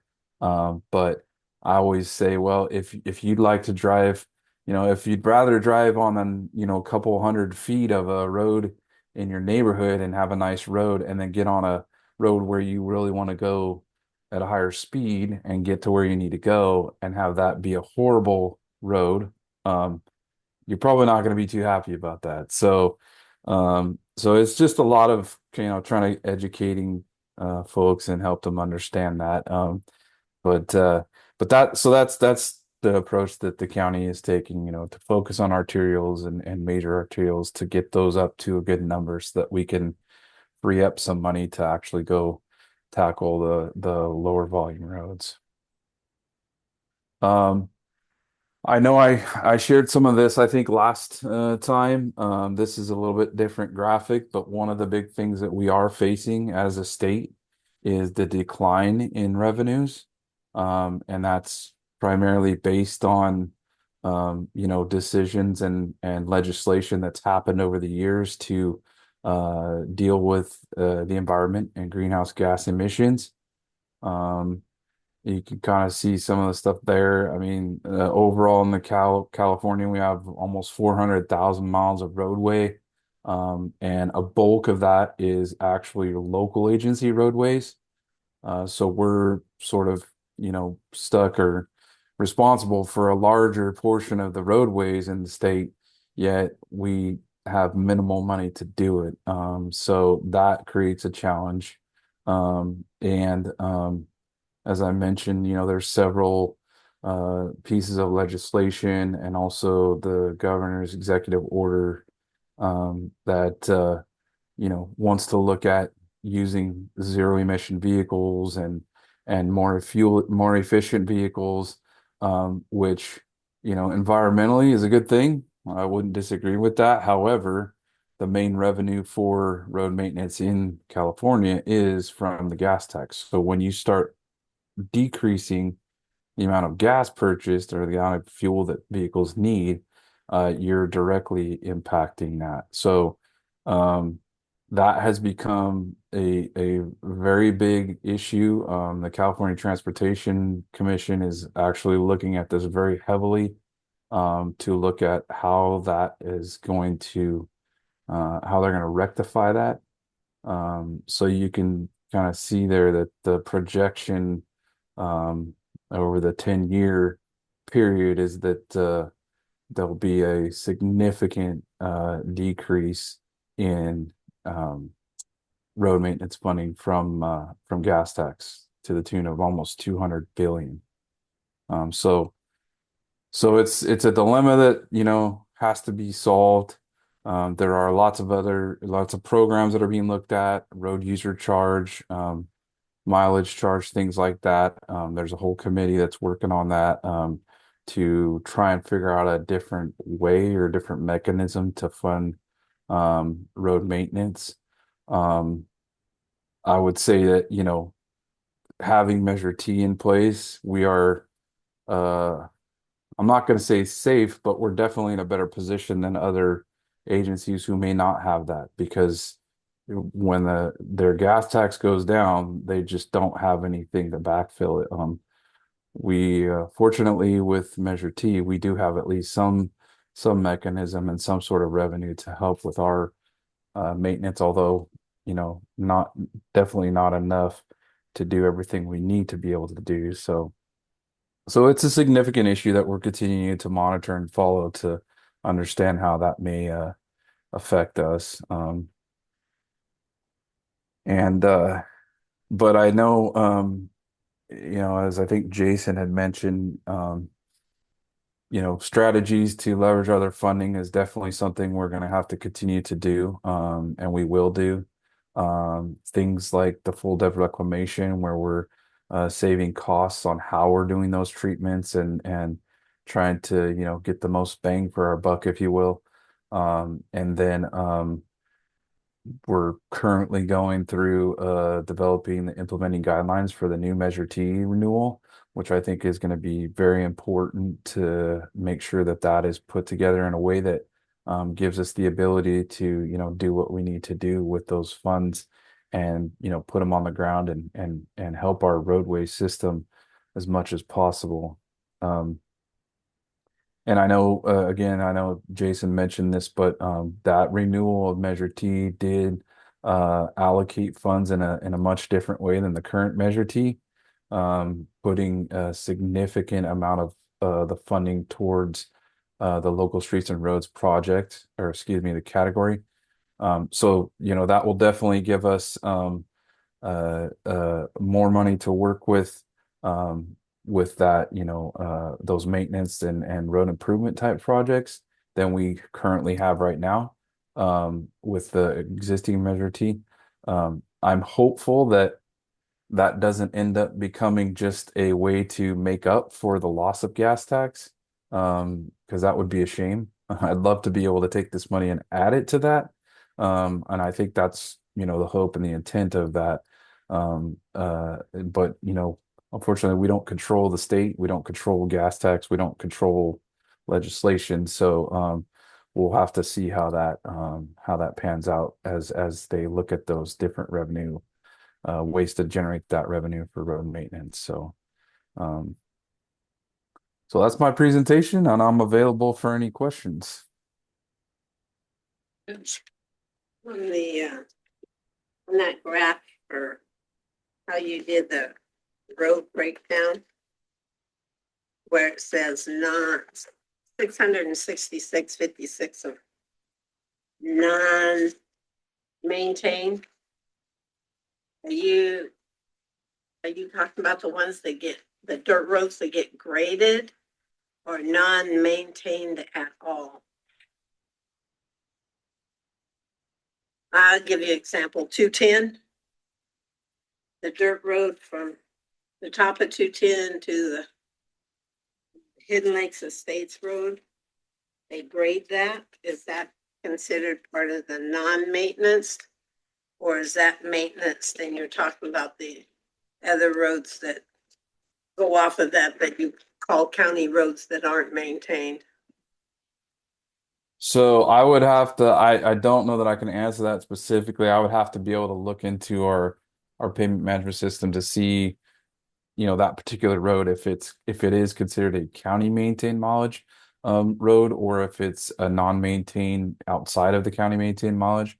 I think You guys graded it on 210, they graded it, but sure. there's the roads that go off that are not maintained, and I know of 2 or 3 roads in Oakhurst that are considered not maintained Right.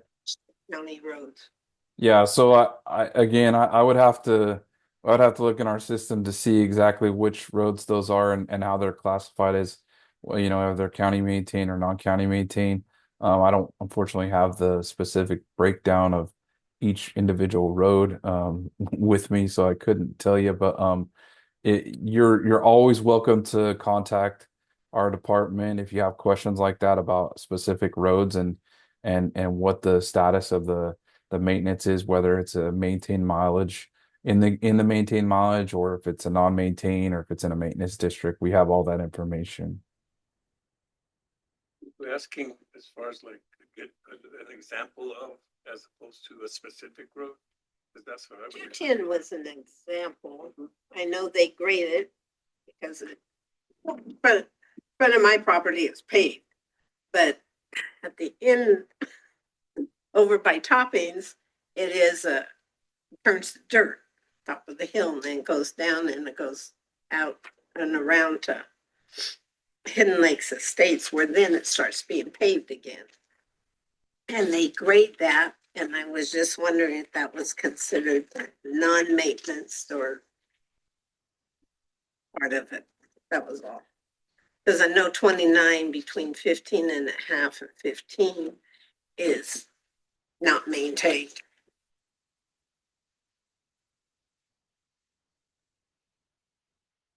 Jared, I have a question on the River Parkway Road. Are you there? Yeah, I'm here. Every time I've been on it, which is probably 20 or 30 times since it's been open, not a lot, I'm the only one on it. So I understand that was necessitated due to the evacuation potential for fire at the high school area, or the school road. That's what I understood, but is there any other reason why we had that put in? It just seems like it's a beautiful road and a beautiful bridge, but I don't know if people are using it. Are there plans that we're unaware of? Well, I mean, I'll be honest, I haven't seen traffic counts that we've taken on that road since it's been open. I do know that we've heard from the schools that they absolutely love it. I realize it's probably not like heavily traveled all day long, but I've been there in the morning times or some of the afternoon times and seen quite a bit of traffic that uses that, to avoid some of the congestion out there on School Road and out on 426. That was actually identified in the Oakhurst area plan, I believe, as a route that was needed to be put in. So there was some I guess planning behind it in terms of choosing that location. Um, I think that it definitely helps with circulation. Again, I don't know that I have traffic counts that I could tell you exactly how many cars go that way.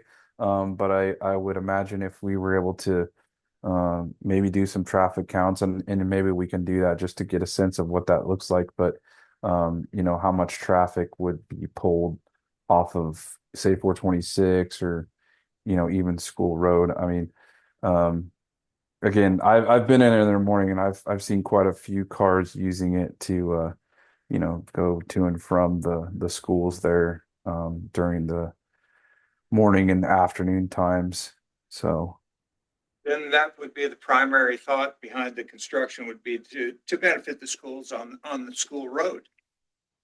Yeah, shouldn't be a problem with that.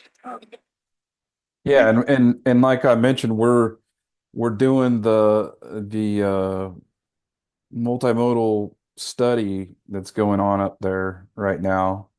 Hopefully some of you guys got to participate in that process and give some input. I know there's been some community meetings and surveys and things that have come out for that, but the hope is that we can, expand on a lot of the stuff on that road corridor with sidewalks and things like that for a lot of the students and folks that are, use that corridor.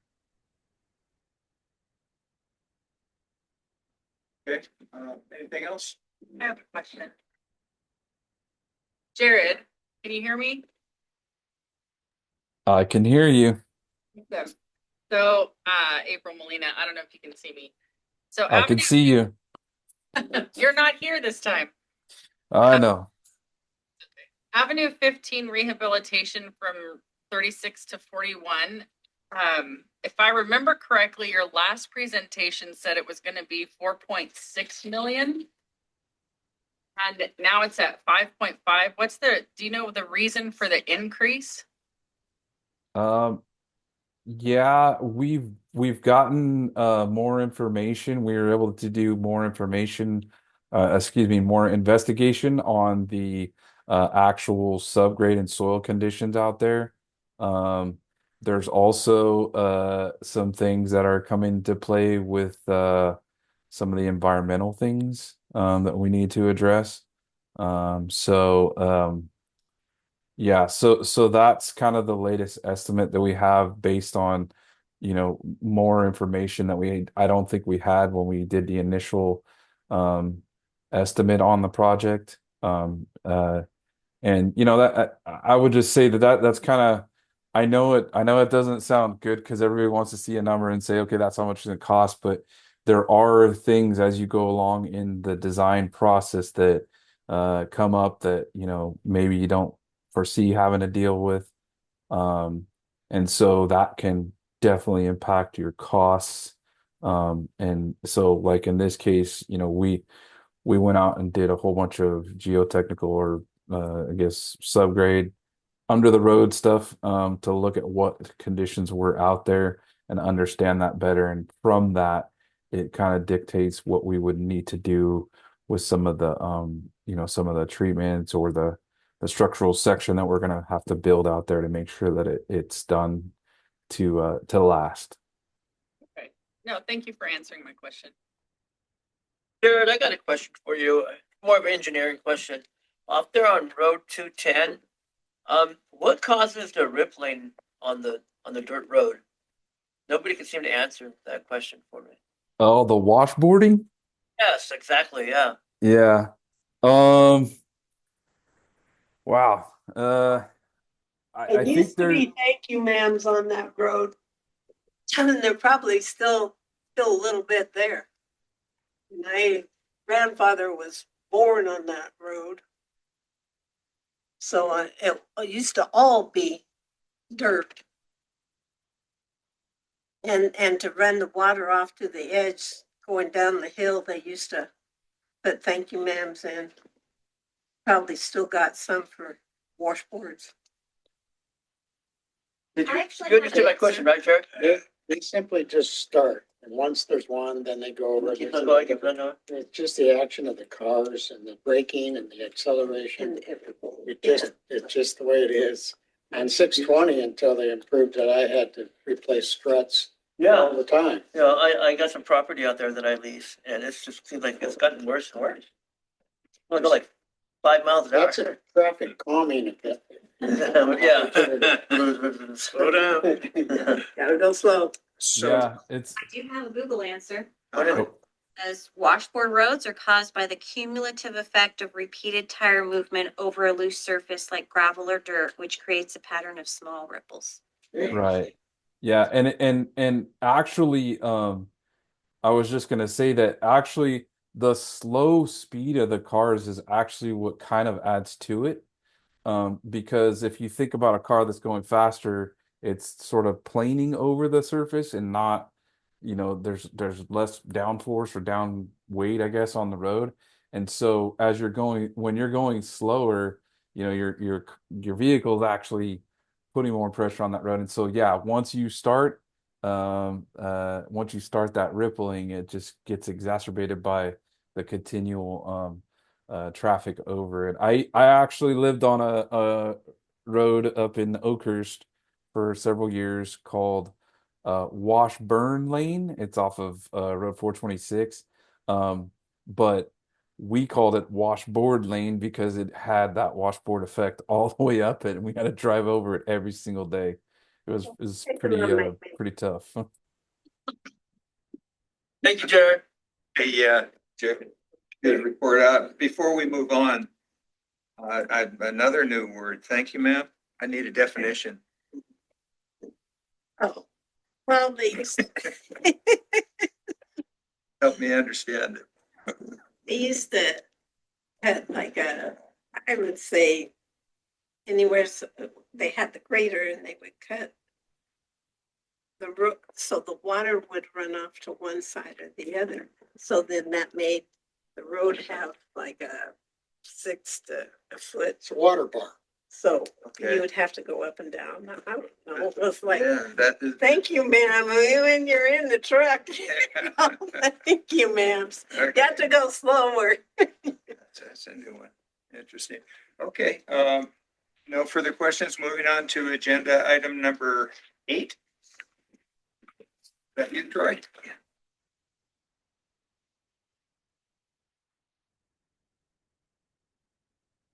HUT regional project updates.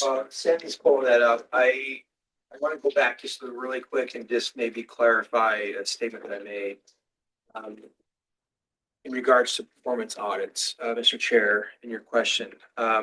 So formally, we've never done a formal performance audit. But informally, we are always looking at that kind of information, at least on the staff level and with our local agencies. They bring it to our board. We just don't have anything formally to give to the committee members to look at. Janice mentioned about coming to the meetings and getting some of that information verbally. So it is discussed, it is evaluated, it is reviewed, it is a known thing as far as the performance of some of these projects, especially when there's project costs. We're always evaluating that stuff. So I just want to maybe add and clarify my statement that earlier is we've never done formal performance audits, but we're looking at that information and talking about it all the time. So I just wanted to add that. Thank you. Just really quick, I always like to start off just review, Measure T, our half-cent or 0.5% sales tax started in collecting in April of 2007. It sunsets in March of 2027. It did get renewed. We'll talk about that here in a second. As you can see in the presentation, there's various sub-programs. You heard a lot about today through the local agency updates. Each of those programs receives a piece of the pie. And so from an accounting standpoint, it can get pretty complex trying to account for these individual programs. And in the renewal, we've tried to simplify it. And try to have a little more flexibility for our local agencies. But we said, okay, great, we'll give you more flexibility, but that means more accountability. And so in the new measure, the renewal in the future, you're going to probably see more information, more reporting on projects and on the funds. And so just kind of a sneak peek of what's to come in the future in that regard. Let's see, I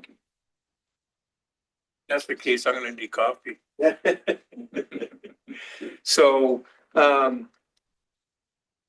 you can read that. To date, we've received 192 million through September. We are projecting to get back 217 million still. Our receipts for this year that we're talking about was about 16.1 million roughly. Local agencies received a little over half of that. To date, from conservative number, we figure we've leveraged over $340 million, which is about $1.80 to 1. Yeah, which from a direct standpoint is pretty good. Basically, for every dollar we're collecting in Measure T, we're bringing in $2 from other sources, federal and state sources, to help us with our transportation projects. If you look at maybe indirect impact, that number could go higher. But that's something to keep in mind with Measure T, is the ability to do more because we can bring in more. Just from a regional project update, regional program, State Route 99 widening Avenue 7 to Avenue 12. For those that have been driving 99, you're probably super happy that the bridge is completed.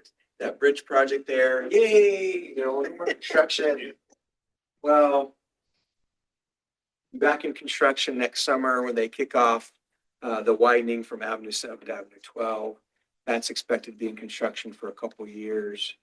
And when that's done, it's going to be super exciting, basically all the way through Fresno, all the way through town up until Avenue 17. It will be 3 lanes in each direction, which will be super nice. It will add to safety elements in our traffic movements. And so that's a super exciting project.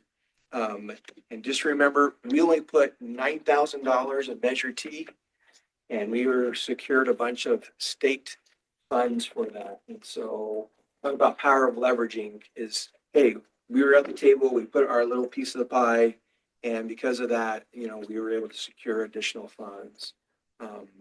Sometimes that's all it takes, is just a little bit.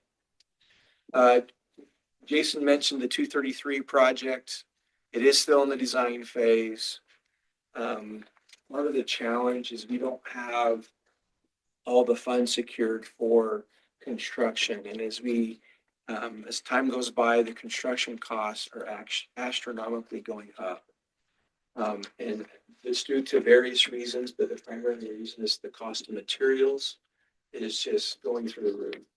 And so every time I talk to Caltrans, who's working on the design, it seems like there's another project increase or cost increase. And so our challenge is how do we get over the hump to secure the dollars that we need to actually deliver this project?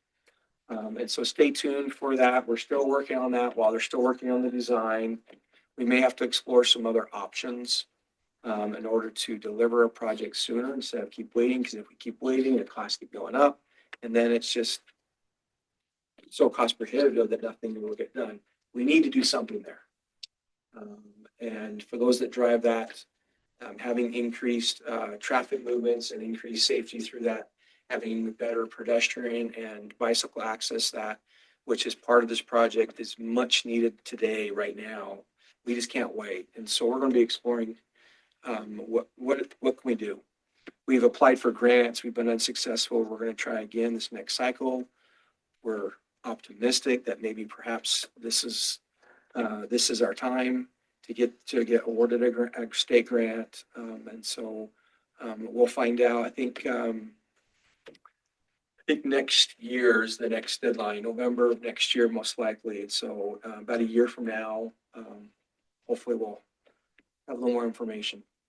We also have a couple of City Madera projects, Gateway Avenue and Cleveland Avenue widening projects. And I'm working with the city to get the information we need in order to program those projects.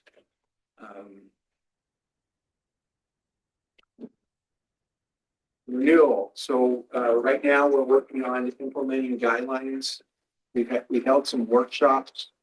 Thank you to those that attended that workshop. Hopefully that was beneficial. Mr. Chair, as you attended that workshop up in Oakhurst. I think we had a good discussion up there. We got some good input. We've got other input from other areas of the county and from our local agencies. We're hoping to have that out in October sometime, a draft for review. So stay tuned from that. All of you should receive a copy of that. So feel free to provide feedback and input of what you want to see in the new implementing guidelines for the new measure. As part of that, there's going to be a new COC, or the Citizens Oversight Committee. It's going to be structured a little bit differently. Perhaps some of you might be interested in being on the new committee. And so I just want to bring that to your attention. And then part of we'll be working on for the new measure is what we're calling right now the strategic implementation plan, or some policies and some projects of what will guide our strategy in implementing the new measure.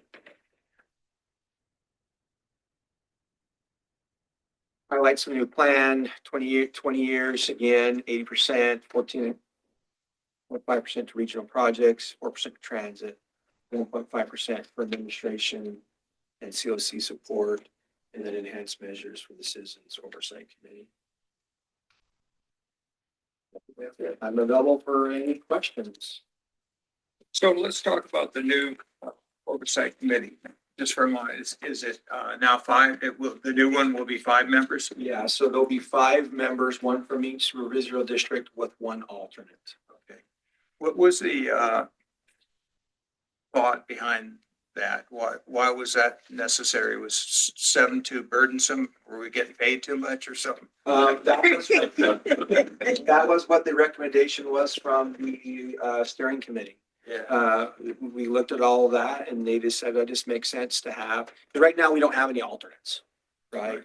And I think they felt like 1 from each district with an alternate would probably, from the steering committee, said that they felt that would work better. And we weren't necessarily opposed to it per se. It's just a different way of doing it. And so each method has its challenges. Now we have 7. Well, now we're going to have seat 10 people. And sometimes that can be a challenge of getting representatives from certain districts to volunteer their time to be on the committee. Yeah. And so there's going to be more people we're going to have to try and recruit to serve on the committee. Yeah, for sure. Okay, any questions? Thank you. All right. Right along. That brings us up to the agenda item number 9, annual report to the public. I take it that's when we sign off on the. That's your major part. So is there any discussion on this as we move? Well, we've seen all the various reports. We've had an opportunity to ask questions that were answered. Any questions or concerns? Mr. Chair, there is one on the draft letter that was in the packet. There was one correction that was made or update. It's going to look like this. It's the report, the letter.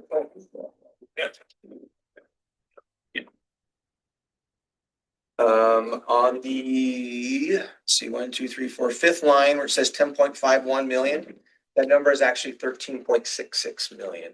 So they ended up spending even more money than what we originally was reported.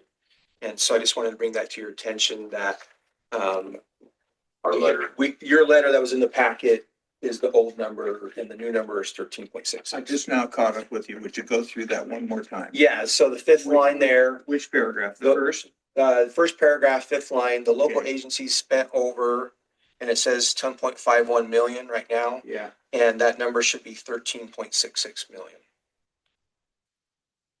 And so that's the number. If we go with this letter in the format as is, that's the number that'd be used, 13.66. Okay. Any questions, concerns? Being none, do we have a motion to approve? Motion to approve. All in favor? Aye. Opposed? Good job on that, guys. Thank you. Lost my agenda. So, let's see. That brings us up to number 10. Yes. Other items, proposed meeting schedule, discussion. So, Mr. Chair, if we meet in 6 months, that would bring us to the month of March, March 11th or March 25th, or if you would like to get back to the January, and July, that would take us to January 7th, which is only 3 months away. If we stick to the March, September schedule, we're guaranteed to have all of the audits, but that's up for What works consideration. best for this office? I think it's easier for us to be flexible rather than to cause, concerns for you guys. What's your preference? Sure. Keeping in mind that there's really only a couple years left with this current committee as is, with the current measure as we're winding down. We have to kind of keep that in mind, right? And so the other part of it is the second meeting was to get updates of what's going on. Well, we just heard a bunch of updates. If we meet again in 3 months, there are not going to be a whole lot of new updates to necessarily share. Right. And so it might be behoove us to, March, September timeframe could work better, but it's really, the call of the committee, what they feel is best. The new committee, with the new measure, they will be meeting quarterly. Mm-hmm. So it will be a different structure, which then would mean the meetings will probably be shorter. Hopefully. So, discussion on this? I say March. Yeah. January is a busy month for me at work. Yeah, I think I missed a January meeting because of snow one year. Yeah. Yeah. So do we have a motion? Motion to approve March, however I'm supposed to say it. No, that's fine. That's fine. Is there a second? 2026. We do March, September. Who was this again? Second. All in favor? Later the better. Aye. Opposed? What was that date, March? It just said March. No. March 11th. They said 11th or 25th. Do Yeah. we want to make it where 11th would be the best. Yeah. you're gonna have the audit and stuff done by the 11th? No, that will not be the audit meeting. That will just be a project review meeting. Oh, okay. Yeah, so it should be a shorter meeting. The March one typically is shorter.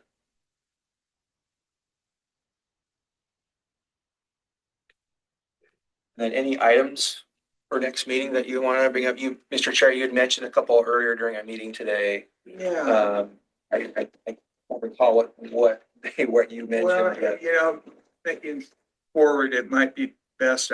I'm just big on education. I've been doing this for several years now, and I was lost when I walked in the door, and so perhaps when we plan the new Measure T renewal, there could be some training for the board members, especially when new members come in. Now, you've got a lot of government experience, and we benefit from that, but not everyone does. I mean, I was new to this, and it was like 90 miles an hour, and I'm putting along at 15.